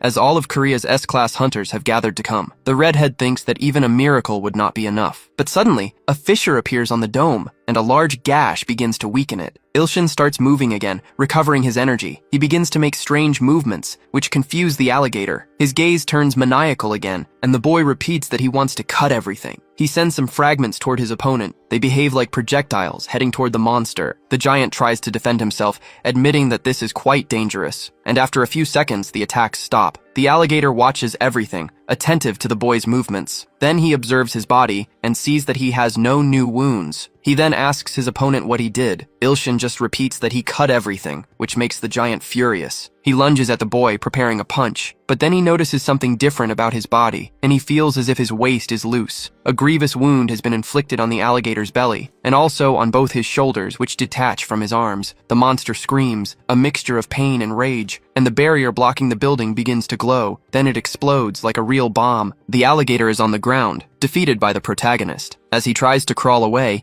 he asks how the kid dared to do this. But looking into the boy's eyes, he feels something different. It is as if the monster understands in that exact moment that this is the essence of nature, as if Ilshin's face is shrouded in a halo. And the monster feels that this is the first time it has wanted to flee when facing someone, because that is not just any enemy, it is a majestic being. Its remaining arm then begins to turn to ash, and Ilshin makes just one movement with his arm. His body is charged with golden electrical energy. The protagonist finally massacres Gustav, the apostle of the god of destruction, and the apostle counts as a sacrifice worth 5 S-classes. After finishing the job, the boy ends up falling to his knees, and his mission to become a lower-level demon evolves a little. The director manages to approach Ilshin and shouts his name. Approaching, worried, the man says that the boy cannot die, but his arm falls. The boy is out of strength. Choi screams in desperation, and Yoo-hyun realizes the gravity of the situation. Hades approaches and informs them that his master is sleeping. The two men are confused by this information, but the hero seems to be in another dream once again. This time, carnivorous plants are part of the landscape. This is the realm of the creature known as the Soundless Nightmare, and the boy is lying in the mouth of a carnivorous flower. The nightmare says that as long as his body is bathed in its saliva, no poison or curse will be able to harm him, and the nightmare warns him that he now has only one chance left. Then, it begins to move its gigantic tongue, and Ilshin begins to slide down into the creature's mouth, going deeper and deeper into the flower's structure. Suddenly, the boy wakes up as if from a terrible nightmare. Mina is by his side and tells him he has been asleep for a week, but in the protagonist's mind, it felt like much more time had passed. The girl moves closer and asks if he is okay, saying it looks like he had a nightmare. A notification announces that Sung Mina's wish came true, and she is now his believer. The girl is a strong follower, worthy of 2 S-classes. This makes the protagonist very excited and optimistic. A new notification suggests that the boy try asking for a kiss, as she might do it gladly. This makes Ilshin blush instantly, but out of nowhere, a huge monster appears, interrupting the moment. The two youths approach, frightened. Mina grabs the boy, saying she is scared. It seems to be an offering from Ilho, a large fish. The boy wishes for his great god to eat well and recover quickly. Relieved, Ilshin realizes it is not a threat and wonders what the hell Ilho is doing. Hearing the noise, Choi goes to check what happened and enters the room startled. Miri and the sword demon enter right after to see what happened. To lighten the mood, Ilshin asks what they think about having shark fin for lunch, and he uses his crushing god's index finger, sending the gigantic fish falling outside. Choi and Miri stare at the enormous creature. The protagonist explains that it is fresh because he caught it himself. Sometime later, we see room 3-3 of the academy. Ilshin is accompanied by his faithful follower, and he seems anxious. As he enters the room, the students gossip that this teacher is the association's secret weapon. He was the one who took down the SS-class monster while everyone else was hiding. But no matter how quietly the students speak, the young man can hear everything. The sword demon then slams his weapon on the floor with all his might, and says that everyone must now recognize the greatness of the sword god. Myungji, the class president, orders everyone to bow, and the entire class gives the teacher a very respectful bow. Ilshin is moved, as this is the first time he has ever received a salute. After the incident with Gustav,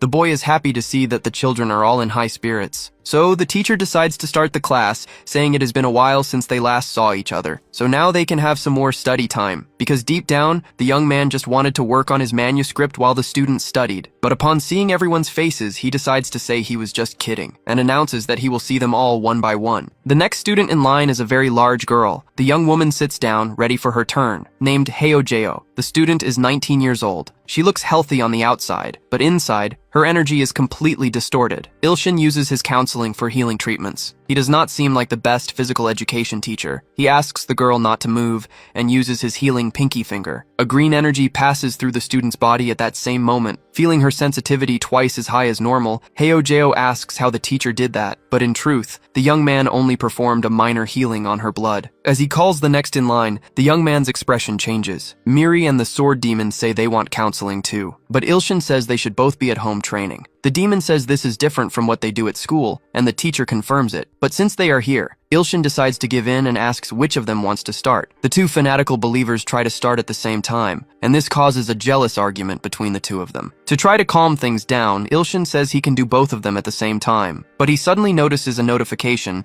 that a prayer from the devotee auntie has arrived. The ants are all gathered praying, and they ask their god to save them, and they say they are too weak to stop the enemy. In that same instant, other notifications start popping up. All of them show an extreme danger level. A truly urgent situation is happening in Entria. An army of sinister creatures seems to be attacking. Monsters of various kinds are heading toward the faithful, including the apostle of the ruler of the abyssal swamp, summoned by the goddess Arachne, and also the apostle of the beast of power and deception, summoned by the same goddess. Besides them, the apostle of the fire that shines in the sky is present, a wielder of great and terrible flames. Ilshin is shocked to see that 3 great apostles are involved. All 3 are comparable to or much stronger than Gustav, and if nothing is done, all the ants will be exterminated. The remaining time until all the apostles sent by Arachne arrive is 78 hours and a few minutes. And besides the great apostles, millions more are also coming. The protagonist realizes this is the same as dumping insecticide from a truck. He wonders how he will protect everyone when he almost died fighting Gustav, who was just one man. As the young man suddenly falls silent,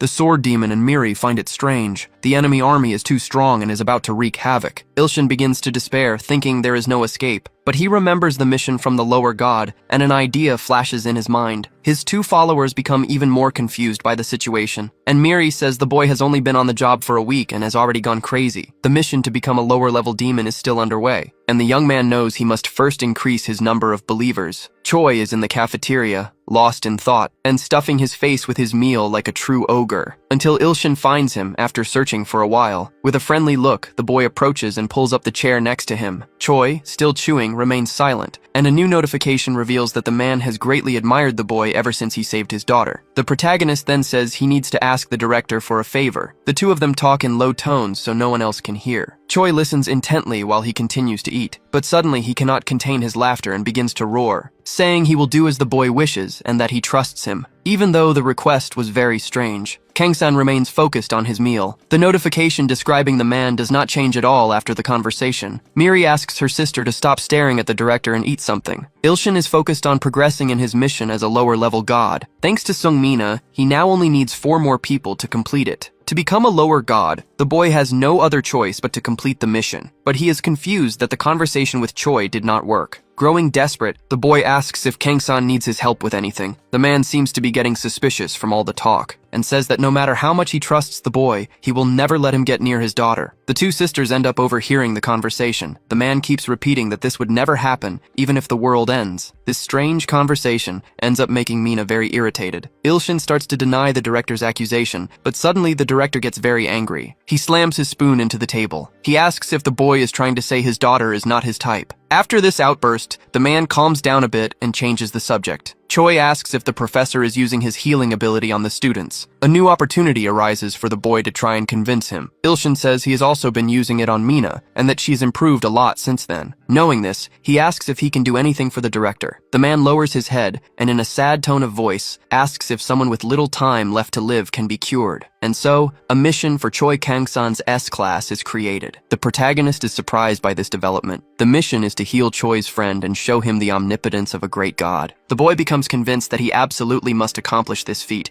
He says they must try to heal her right now. Far away, there is a large hospital. Several guards stand watch in front of a door. A woman with long white hair lies on a bed covered in flowers. Ilshin wonders if this is Choi's friend, finding it strange that she is still so young. The director asks what the boy is looking at. Noticing the boy's confusion, Choi explains that Miracle does not age, and that only her hair has turned white. She is not just a friend, but someone who has been with the man his entire life, a true heroine. She helped save South Korea many times with her predictions of the future. Energy begins to emanate from the young woman's body. Ilshin realizes the energy is coming from the flowers. Choi explains that Miracle is absorbing energy from the flowers to stay alive. Many doctors and healers have tried everything, but all have failed. The protagonist looks at the woman's body and says he will try. A notification reveals her name is Lee Murray. It also shows she is currently in a frozen state to preserve what little life she has left. Ilshin realizes he cannot see her age, and this is the first time that has ever happened. Suddenly, a voice in his head says it is not very gentlemanly to ask a woman's age. Choi realizes the boy must have been summoned into her mental space. Placing a hand on the young man's shoulder,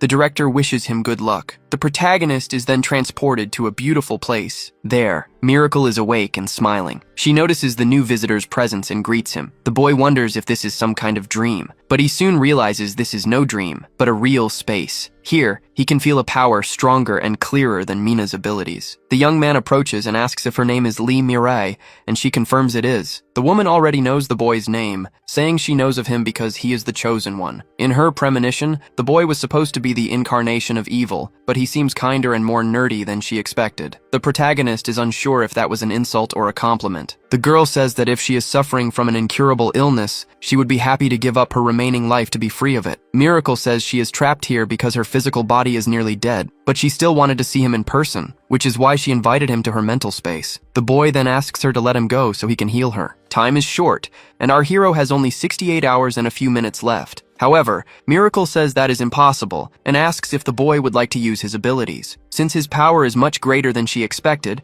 the young man should give it a try. Curious, the young man decides to use his ring finger of the healing god. Miracle's body is soon enveloped in a green energy, and a notification appears to calculate the causality of healing Lee Mirai. But it announces that the healing has failed, because this is a target that cannot be healed with his current divine power. The protagonist is disappointed when he realizes this, and Miracle's feet touch the ground again. The green energy slowly begins to leave her body. If the young man does not have enough divine power, then the healing mission will fail. Miracle slowly begins to open her eyes, but she immediately falls to her knees. She then looks at Yu Ilshin, and with a friendly smile, she says that she believes in him. Although Miracle is young and lacks a god, she decides to risk her fate by trusting the young man. Thus, Lee Mirai becomes the protagonist's fifth believer, and his mission advances a little further. Despite it being sudden, the young man is happy with the progress, and Miracle says she could see that if the young man can continue saving the small world, he will also be able to save her world. Ilshin wonders if the girl is talking about Antria, and with a friendly smile she says she will be joyfully waiting for the day he is ready. And then Miracle's body begins to disappear, and she says the solution to the problem is incredibly close. She vanishes right after, leaving the protagonist worried. And then Lee Mirai's ability is added, called Premonitory Dream. In other words, the young man has just acquired an ability to see the future, but because he does not have enough divine power yet, he cannot use it. Slowly, the boy begins to feel that he is returning, and he realizes his body is back where it was. Leaning on Miracle's bed, the boy comes to his senses. Approaching the young man, Choi asks if he is okay, and Ilshin is sweating, remembering Miracle's words. Meanwhile, far away in the academy's gymnasium, Hades is casually playing basketball with the other students. The young man is on the phone, thinking that in the end, the mission for the principal failed. So the young man decides to check all the nearby places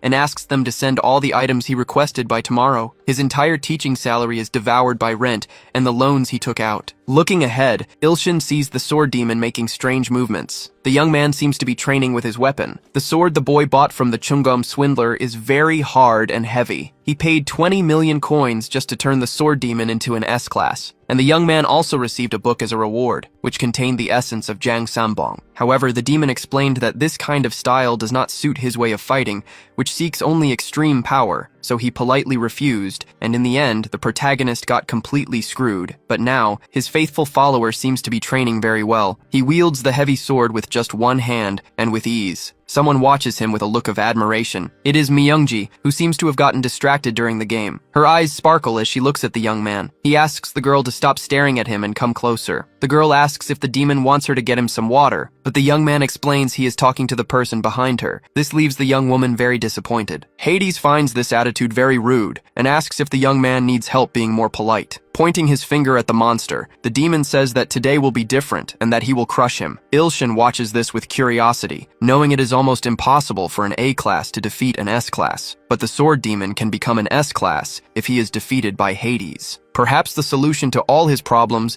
is the sword demon himself. The two followers then begin to fight at that very moment. The sword demon has already mastered the heavenly demon's divine sword to its limit. With a vertical strike, the young man uses all his strength. He remains in an attack stance, unable to see his opponent, but he is surprised by a blow to the back of his neck. Hades says the attack was well thought out, but it is still not enough to take him down. Frustrated, the young man says he will still get him, and he collapses after saying this. Hades catches him on his shoulder and says he will soon catch up to him, that is if he is still alive by then. He announces that he will take the sword demon to the infirmary. Myungji runs after them and asks him to wait, saying she will go too. Ilshin thinks that the sword demon will indeed become an S-class one day. The problem is knowing when. The boy takes a drink as a notification pops up. A notification announces that the Godmaker's assimilation rate has slightly increased and Ilshin's power has been slightly strengthened. He must have already drunk about 2,000 bottles of the potion, and yet it has only increased by 1%. Meanwhile, Mina is focused, using a skill on her sister. The girl is currently trying to release Miri's seal, but the process seems to be causing the young woman great pain. Both of them struggle greatly to perform the procedure. However, after a while, Mina loses her strength. Wiping away her sweat, the young woman says that everything is fine, and Ilshin thinks that the solution may not be the sword demon, but Miri instead. The moment the protagonist approaches, the girl remembers the conversation she overheard between him and the director. She instantly gets annoyed and turns her face away. Ilshin tries to ask the young lady what is wrong, and she just says her name, Mina, shouting for him not to call her young lady, but to use her name. Realizing things are getting complicated, the protagonist decides to offer her a sweet, and the young woman's mood changes immediately. She runs happily toward the lollipop. The mission from the lower-level god continues to progress. Miri and the sword demon can become S-class, and then the hero will have exactly 10 followers at that level. But there is not much time. The boy has 48 hours. So the teacher calls for his student Miri. He says he needs to leave for a moment, asking the girl to take care of the sword demon when he wakes up. Ilshin explains that he has something very important to do, and the curious girl asks what it is. The young man says with a smile that he needs to sleep. He walks toward his bed, stretching as he goes. But suddenly, he sees a sword hilt in his path, and he realizes it is the heavenly sword. The solution Miracle mentioned is very close. The young man begins to straighten his bedsheet. He decides to undergo a hellish training with the Dream Chasers. Since time in dreams is much slower, 2 days of training can become more than 3 months. Soon, the protagonist is transported to the Temple of the Heavenly Sword. The imposing man sits on his throne. Ilshin knows this is the domain of the Heavenly Sword that cuts all things, and it is the first time he sees him. His eyes stare at him with determination and focus. The boy remembers that he almost fainted when he met him,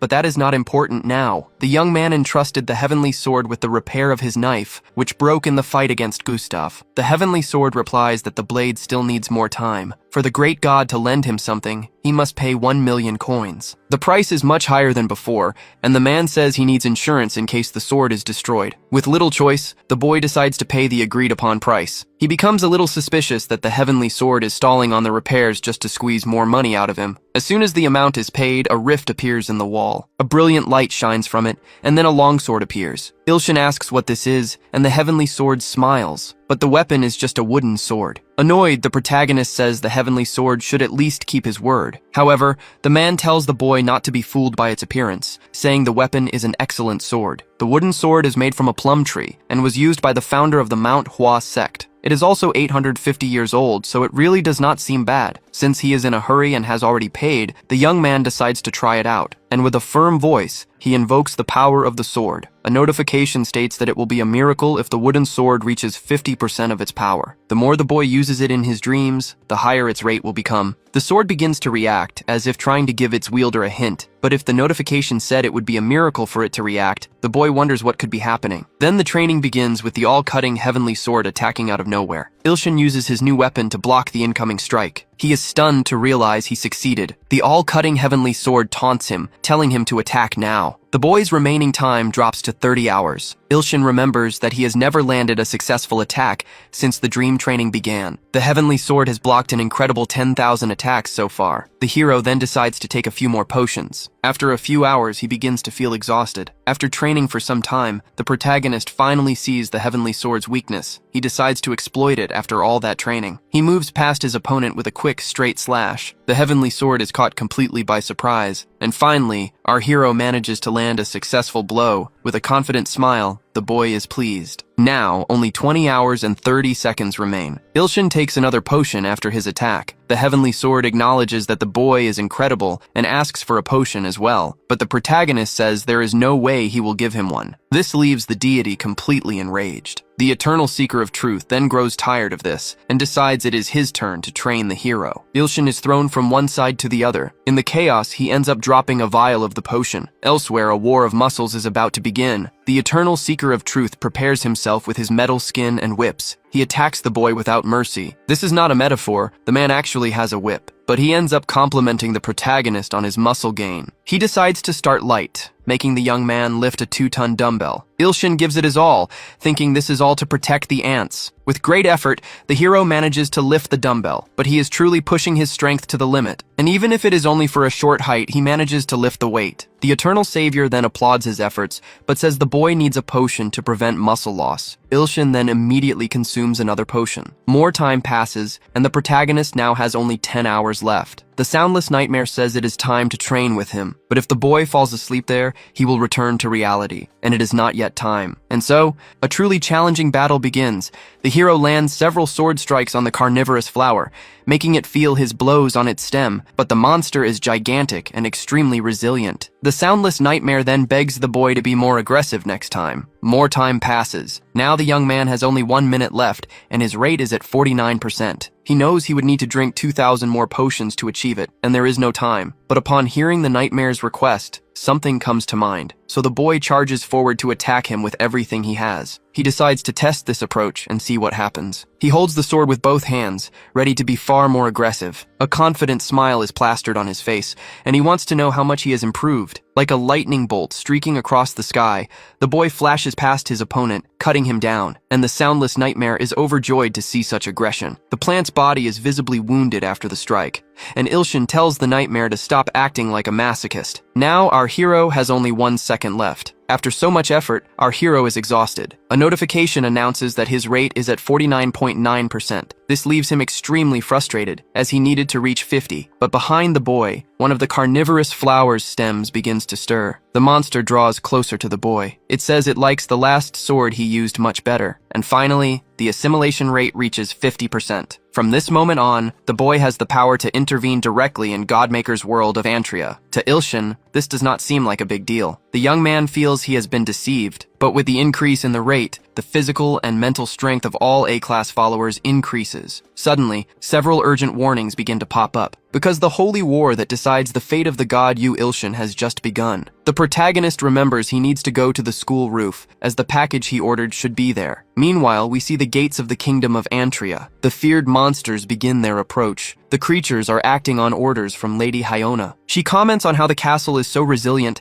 that some call it indestructible. The woman then orders Beelzebub to advance and attack. The anthropomorphic monster promises he will not disappoint his lady. An army of similar-looking monsters begins to advance. The leader licks a blade, finding all of this very amusing. On the other hand, Auntie is apprehensive, thinking there are too many enemies to defeat with her divine power. But she decides she will follow God's divine decree and not abandon the castle. One of the soldiers heard that Beelzebub's curses of filth can melt any kind of stone. Beelzebub begins to ask the god of filth and pestilence to pour his curses upon the creatures. His body begins to glow with a green light, and the creature begins to exhale, wishing for all its enemies to die. Then all the members of the troop begin to pour out their power. But suddenly, a strange fissure opens in the sky. A gigantic leg descends into their midst. Hauna becomes apprehensive seeing the situation, and all the creatures under her command also feel the impact. In a matter of seconds, the leg comes down and crushes some soldiers. Ilshin emerges, gigantic, from the fissure wielding massive cans of insecticide. With a malicious look, he says that his package arrived just in time. The insecticide is pointed at the villains, who think it is some unknown weapon used by deities. Beelzebub's body begins to tremble with fear, and Ilshin quickly stares him down, his gaze firm. This causes enormous dread in the monster. He begins to believe that they will all die, and there is no way out but to tell the god of filth. Ilshin sees the battle as a great swarm of flies and is disgusted. And using his crushing god's index finger, he pulls several triggers on the insecticide cans. This is possible because he combined the activating power of his index finger with the telekinesis obtained from the Apostle John. This creates his newest skill, fly eradication. As soon as the jet of insecticide reaches the insects, they begin to suffer the consequences. When Beelzebub understands that it is poison, he orders the troops to retreat immediately. But even the crown on his head begins to melt. The poison is very strong and fast-acting. Thus, many monsters are simply pulverized. Only a toxic smoke remains for the survivors. The insects below notice this, and one of them screams not to approach the poisonous gas. Haona orders them not to be afraid because the enemy is only one man. Ilshin realizes that on the battlefield there are enough insects to cover an entire city, but everyone who touches the poison gas ends up dying. The monster leader grows anxious, and she screams at Ilshin that his tricks will not work again. The woman then asks the apostle of the beast of power and deception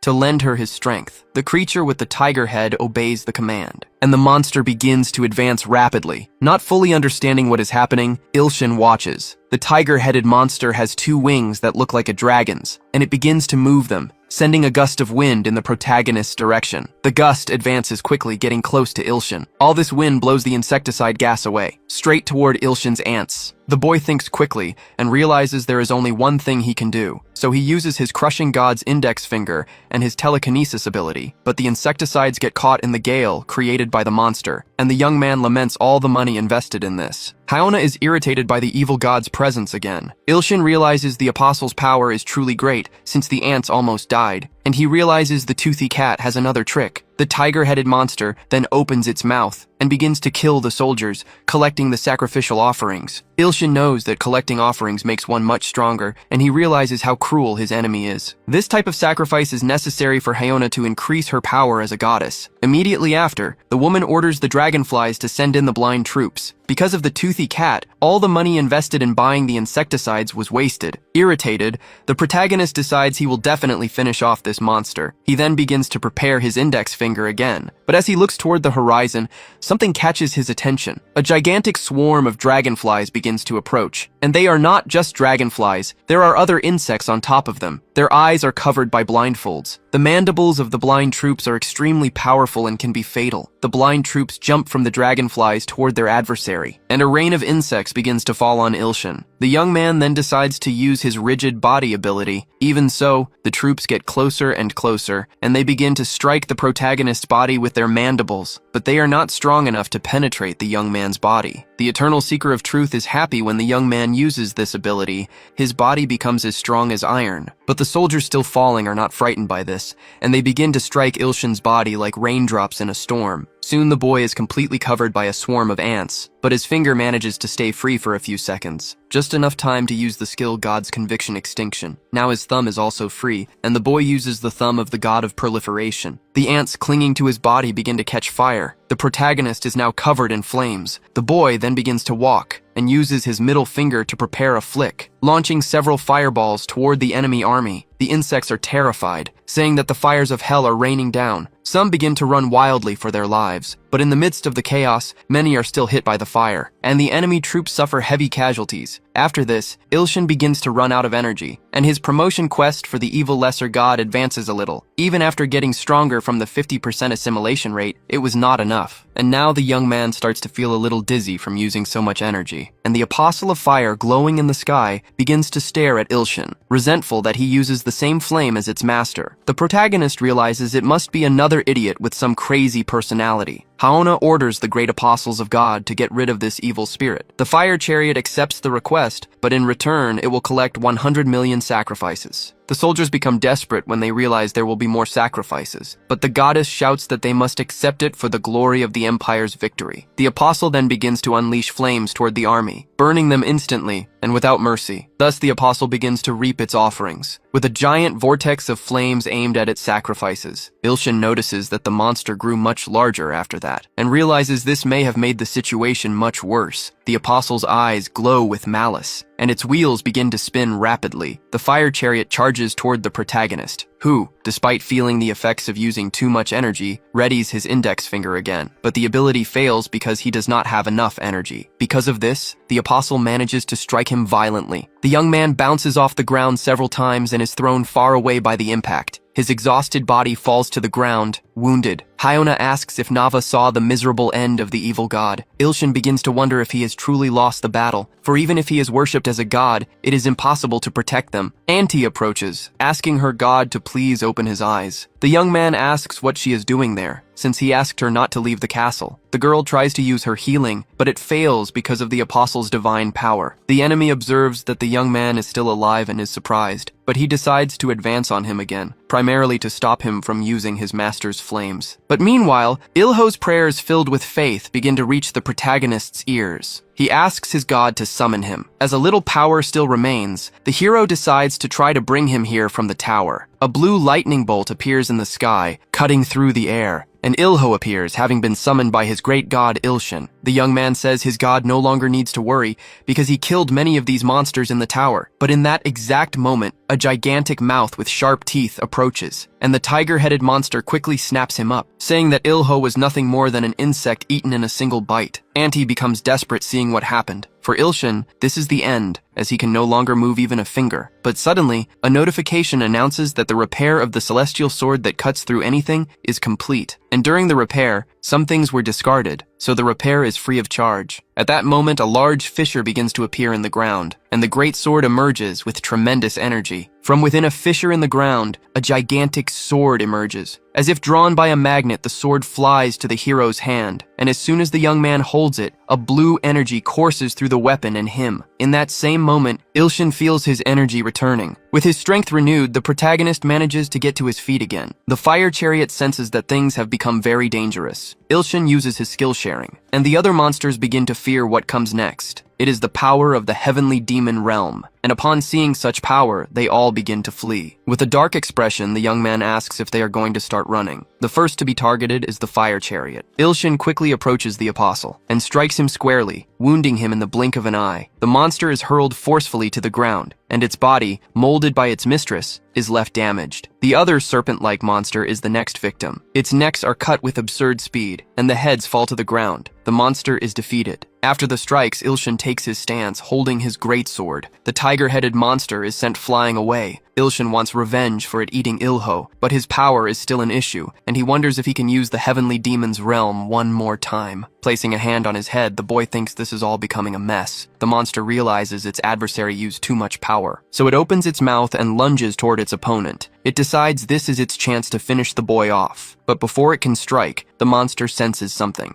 The tiger quickly tries to halt its flight. Its expression changes completely as it senses an immense power coming from Ilshin's body. A powerful aura emanates from the boy's body. This happens because Sung Miri's seal is destroyed, and now the girl has the potential for transcendence. Ilshin is overjoyed and feels that small miracles are starting to happen. His mission as a lower-level god evolves. Thanks to Miri, his divine power is being restored. This means the young man is now able to unleash the heavenly demon's realm on the fanged cat. The monster in turn is frightened and decides to avoid a direct confrontation. But a bizarre sound begins to cut through the silence. Worried, Ilshin looks back, trying to find its source. The moment he understands what it is, his eyes widen. The headless monster begins to rise again, now much larger. This is because the monster's body is blessed with immortality, so his mere sword cannot kill it. The severed neck begins to regenerate, forming a brand new head. The monster's energy is now renewed. The protagonist observes the situation and begins to understand what he is up against. The apostle of the ruler of the abyssal swamp is known for always toying with others. This makes our hero even more pessimistic. The monster warns him again that trying to kill them with trivial and insignificant abilities is impossible, and so it charges with all its might to finish the boy. The sword hears the monster's words and is outraged at its abilities being called trivial. This startles the boy, who has no idea what is going on with the sword. Seeing that the sword can talk, the enemy says it will take it as a trophy. Besides just talking, the sword begins to taunt the snake monster, but the adversary says its regenerative ability makes the sword's powers useless. Ilshin begins to wonder what kind of spirit might be possessing the sword. The weapon cannot contain itself and erupts into loud laughter. The protagonist begins to think the voice sounds like that of a true psychopath. Seeing this, the monster is baffled by the sword's posture. The sword says it is laughing because its opponent is already dead. This statement leaves the serpent monster confused. Then, the confusion turns to rage, and the creature is struck. its regeneration power begins to fail. The neck that was about to regenerate simply evaporates. The monster receives a blow from the heavenly demon realm, an attack that is nearly impossible to resist. As a result, its regenerative ability does not work as it should. The sword continues to taunt, calling its opponent a very bold little snake. Ilshin defeats the ruling apostle of the abyssal swamp, and the sacrifice is absorbed. The apostle is a great sacrifice and counts as 2S class. As such, his lower-level demon mission advances. A black energy begins to emanate from the sword and the young man's body. He feels his energy increasing and asks what will happen when he gets all 10. But then, from above, another creature begins to approach. Ilshin looks toward the presence he is sensing, but the tiger-headed monster says it is too late and that it will tear him to pieces. The monster's wings begin to beat, sending a blast of wind. It rushes quickly toward the protagonist's body. The tiger-headed monster's power surges forward. Ilshin deflects it with a swift strike of his sword. The sword praises him, saying he is adapting to the moment. The protagonist is annoyed with the fanged cat for attempting a surprise attack. The tiger is completely shocked to see its charge has been blocked. In desperation, it tells the boy to wait, and Ilshin thinks the enemy is resorting to tricks. Suddenly, however, the monster's belly begins to form strange, painful bulges. The young man is shocked to see this happening. After this, the tiger monster begins to plummet from the sky. It crashes into the ground like a meteor. Screaming in agony, the fanged cat cries out from the immense pain in its stomach. Its eyes even roll back from the pain.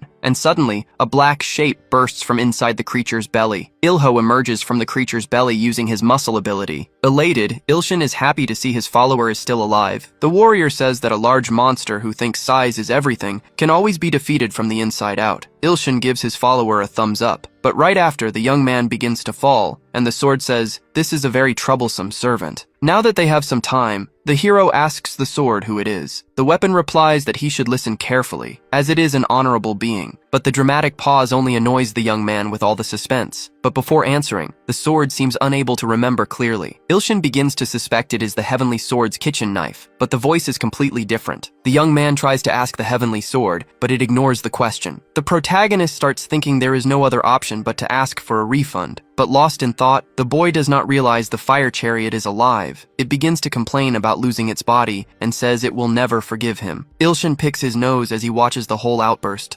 The monster demands the priestess make more sacrifices so it can gain more power. Hyona offers a sacrifice of 100 million, then raises it to 1 billion, but the monster says that is still not enough. The fire chariot needs the entire 100 billion at once. The demand leaves the priestess shocked, and the flaming monster, with hatred in its eyes, demands that she offer them. From a distance, the army of soldiers sees a great flame. It rapidly advances toward them, killing them all. Hyona begs the apostle to stop, saying this goes beyond their contract and the emperor will not forgive it. But the flaming beast does not stop, saying it needs more and more sacrifices. Ilshin watches the scene and begins to understand the gravity of the situation. The monster continues to feed with every passing moment. The area becomes a true hell, engulfed in flames. All that remains is a trail of destruction. Nearby, Ilho lifts a gigantic boulder. He challenges the monster to be his opponent, since all it does is boast about its size. The young man's strength is so great his feet sink into the ground. He hurls the gigantic boulder toward his adversary. The rock flies like a projectile, closing the distance. But as it gets closer, it begins to melt. Its flames are so powerful they manage to protect it. Confident, the monster tells them to behold the power of its master, the fire that shines in the sky. The creature's face is completely consumed by fire. Ilho is confused and asks Ilshin for advice on what to do next. The sword is irritated by the question, believing Ilho to be incredibly naive. Excited,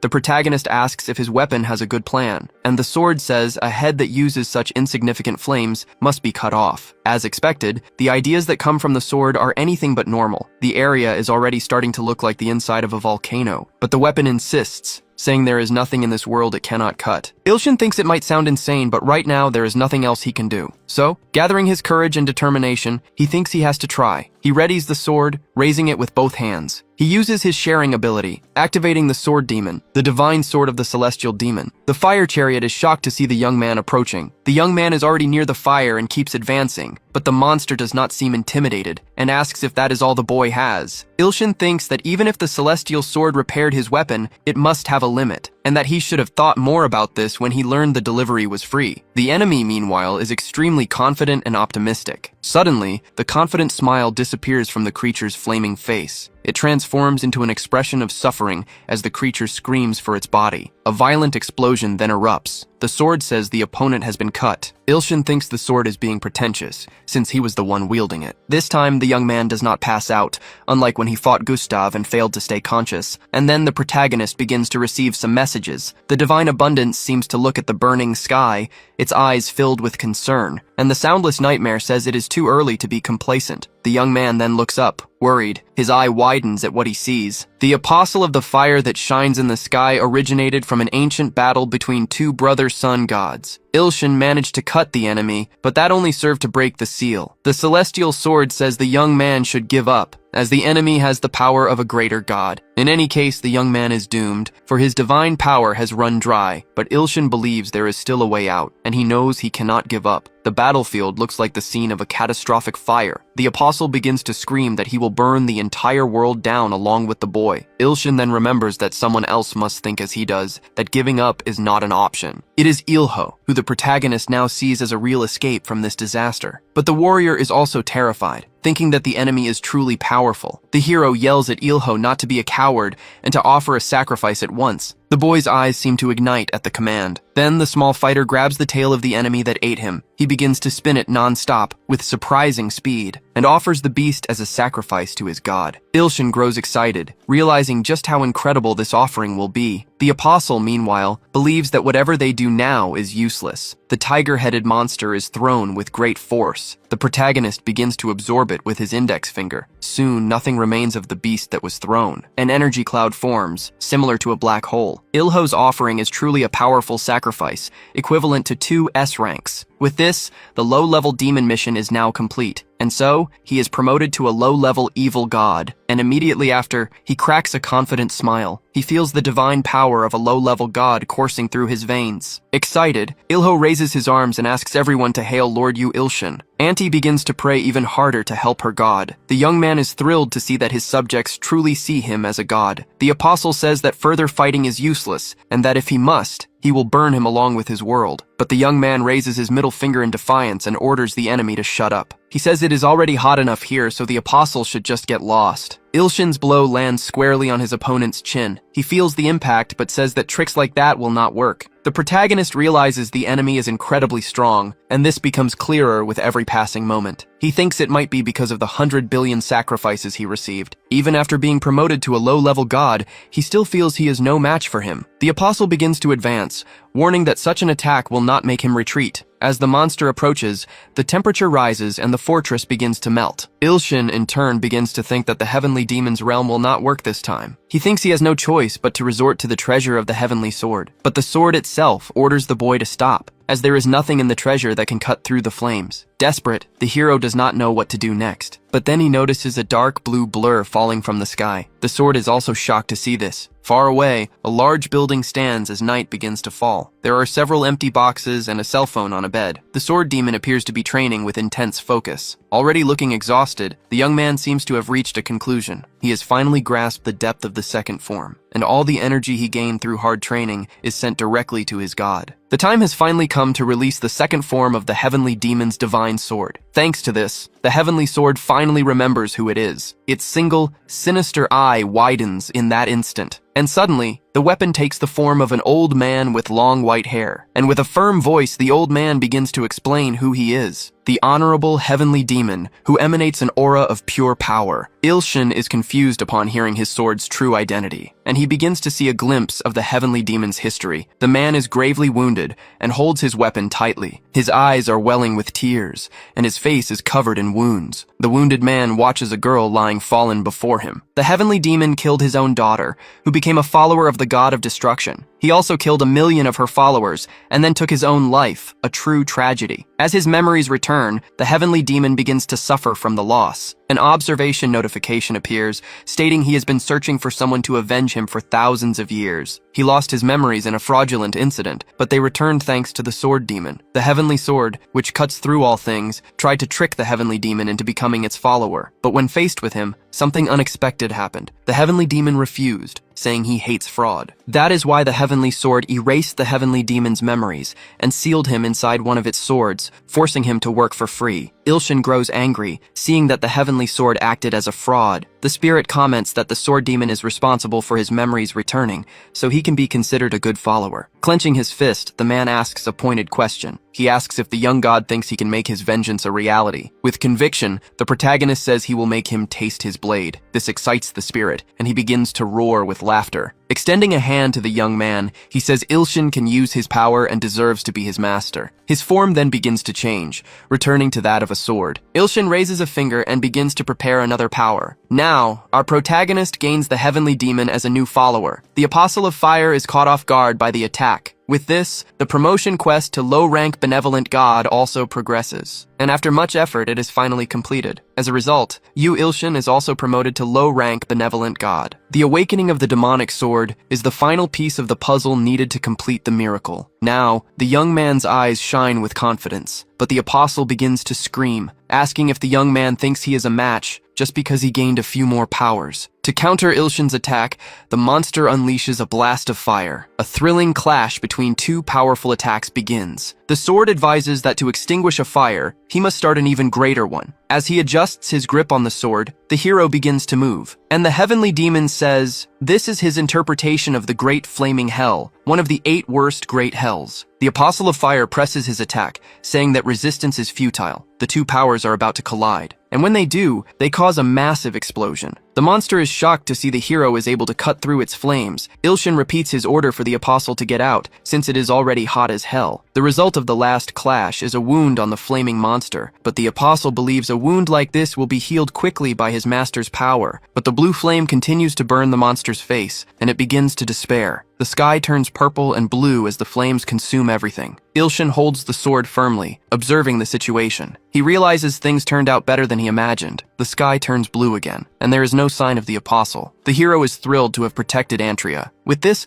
all the subjects are happy, realizing it was a true miracle. Ilho shouts that this is what he expected from Lord Ilshin, and that he never doubted the victory would be his. The protagonist gives a sarcastic chuckle and says he figured as much, but now he really needs to rest and leaves the rest to the ants. Auntie and Ilho give a respectful bow and accept. A notification appears, announcing that the hero was victorious in the Holy War. Yu Ilshin's fame spreads far across the continents, and now he can challenge the promotion quest to intermediate god for both the good and evil paths. Sometime later, the young man is sitting in a chair. The sword is beside him, watching everything. The boy seems excited for some reason. He starts to laugh, while the celestial sword glares at him, shouting that he is a thief. But with a malicious smile, the young man says it was Lord Celestial's sword who tried to rob him. The celestial sword replies that it had no idea the demonic sword could awaken the memories of the celestial demon. It also says the young man caused a lot of damage, so the repairs will cost 50,000 divine coins. Ilshin is incredulous, saying it is too expensive and that he will pay 10 million coins at most. The soundless nightmare then slyly says it knows a blacksmith. The stalkers start offering other alternatives since the market is competitive. Realizing it has competition, the celestial sword accepts the 10 million offer, but Ilshin now proposes only 3 million. But the all-slicing celestial sword says that is a pittance. However, the young man remembers how much money it has already extorted from him, so this would make things fair. In the end, the celestial sword accepts the 3 million deal. Suddenly, the boy receives a call from the director. The man asks where the young man is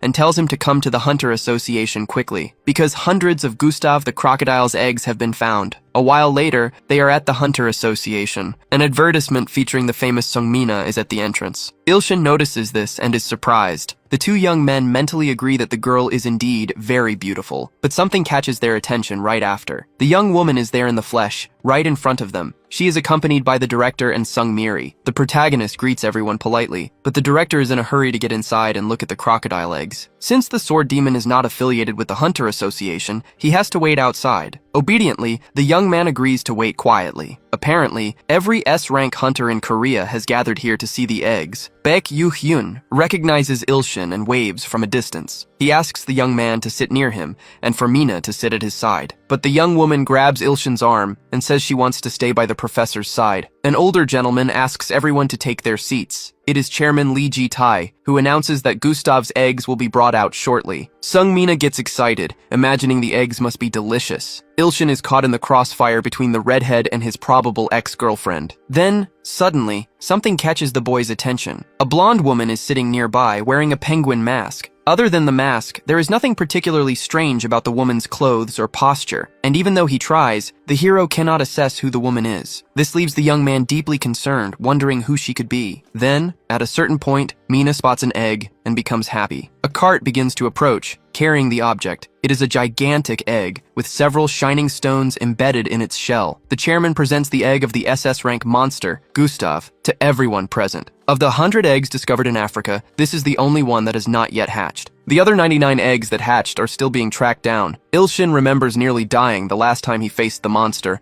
and now they say 99 of its offspring are roaming free. Suddenly, the giant egg begins to shake. The protagonist notices this and is shocked. The two staff members grow concerned, and the egg begins to crack. And suddenly, a small crocodile with glowing eyes emerges. It leaves everyone there enchanted by its cuteness. The small creature begins to speak a few words that are difficult to understand, but Ilshin recognizes them as a threat. The baby says it has found its mother's enemy. The young man grows apprehensive, wondering if he is the only one who can understand what the baby is saying. And immediately the crocodile darts forward, heading toward the far end of the table. The protagonist's eyes widen at the incredible speed of a newborn creature. The baby positions itself in front of Ilshin, and says with conviction that it will kill him. It prepares to strike the young man with its claws. The boy still cannot believe what is happening, and he freezes. But in reality, Ilshin seems to see the baby in slow motion. He then begins to realize that he is the one who has grown stronger. Now that he is a low-level god, a small crocodile is no threat. The moment the baby sees what the young man does, its expression changes instantly. The small creature realizes that it has only just been born, but this is the moment of its death. But before Ilshin's blow can land, a powerful punch arrives first and sends the reptile flying at an impressive speed. The man who threw the punch is Kang Jung-hyuk, an S-rank hunter. The baby crocodile hits the wall, starts to feel pain, and thinks it needs to find a way to escape. But another hunter pins it against the wall in that same instant. It is Shin Yu, who says he was almost fooled by the creature's cuteness. Struggling for air, the baby becomes certain that it is going to die. But the hunter releases it and asks if everyone is all right. Ilshin tries to steady his breathing. He thinks it was quite embarrassing that they took down the creature before he could even attack. And he realizes that S-rank hunters are on a completely different level. Mina clings to Miri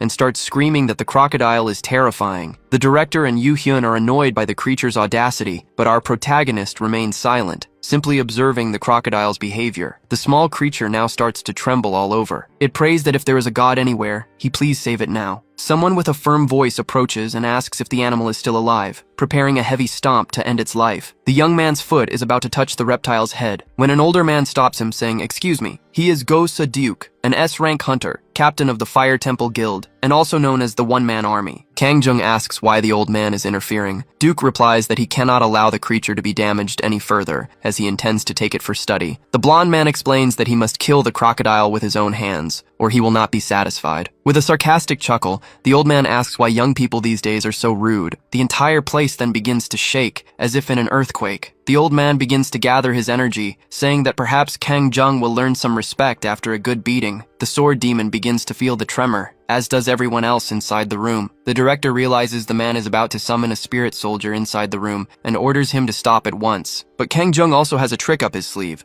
and summons a special armor. He stands face to face with Duke, staring him down. Director Choi decides to stop the fight by stepping between the two of them. Ilshin watches it all, wishing he had some popcorn to enjoy the trashy spectacle. After all, he always finds it amusing to watch others fight. Meanwhile, the little crocodile is still on the ground, pleading for help. The protagonist notices this, and his eyes go straight to the small creature. The once defiant hatchling is now scared to death. A notification announces the appearance of Gustav's apostle, a male crocodile who is terrified and can create a small miracle if saved. This makes the young man's eyes light up, but something makes the situation more difficult. It will be difficult to do anything with this fight going on. The notification returns, and the young man grows a bit more confused. The notice asks if the benevolent, low-level god wishes to grant mercy to an insignificant monster, saying it is possible to save him without anyone's knowledge. After reading everything, the young man clicks the word yes without much hesitation, and the little crocodile begins to glow with a blue aura. His eyes widen as he does not understand what is happening, and suddenly, the small creature vanishes as if by magic. Worried, Ilshin begins to wonder who could be behind all of this. He then decides to take out his phone to try and understand the situation, but as he looks at the screen, he is startled. The woman in the penguin mask notices the strange movement. The little crocodile ends up in Antria, right next to Auntie, and its form is also quite different. It looks much cuter, and by the looks of it, no one in the room seems to notice the animal is gone. They are far more preoccupied with the fight between the two hunters, but Ilshin knows it will be a huge problem once they notice,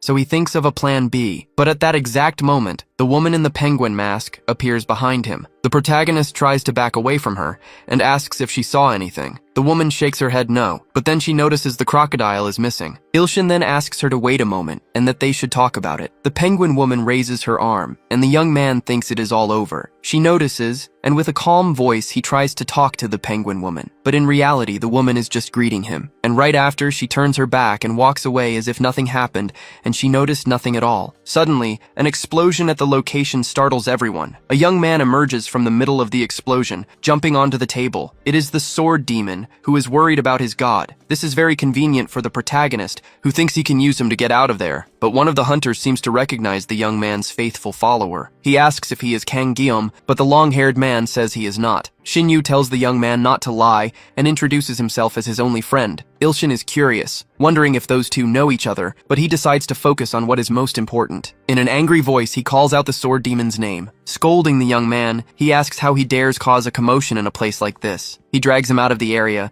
saying they should talk outside. The two brawlers and the director are left confused by the situation. Outside, Ilshin continues to drag his follower down the hallway. The sword demon, dramatic as always, begins to say he will kill himself as punishment for what he has done. But the young man, who is actually grateful, tries to calm him down, asking him to just be quiet for a while. Suddenly, Duke's shout is heard, asking where the crocodile went. But by now, Ilshin is already far away, safe and sound. This quickly becomes a reason for the fight between the two hunters to continue. This brings a malicious smile to the protagonist's face. Kang Jung argues that it is Duke's fault for saving the reptile, and the woman in the penguin mask just keeps saying nonsensical things. A while later, still at the Hunter Academy, but now in the school infirmary, Ilshin decides to lie down for a bit to enjoy the silence and solitude. Auntie is tasked by her god with raising the crocodori well. Ilshin places a powerful magic seal around the creature's neck like a collar. It is the least the young man can do, since Auntie agreed to raise it well, but the young man is still very curious to see what kind of small miracle will happen. Suddenly, someone appears at the infirmary door. The gray-haired young man asks if this game is very fun. Ilshin quickly sits up and asks what Shinyu is doing there. The man furrows his brow and says there is something he would like to ask, but his arm immediately begins to charge with blue energy. The protagonist begins to think that S-rank hunters truly do not know the meaning of a conversation.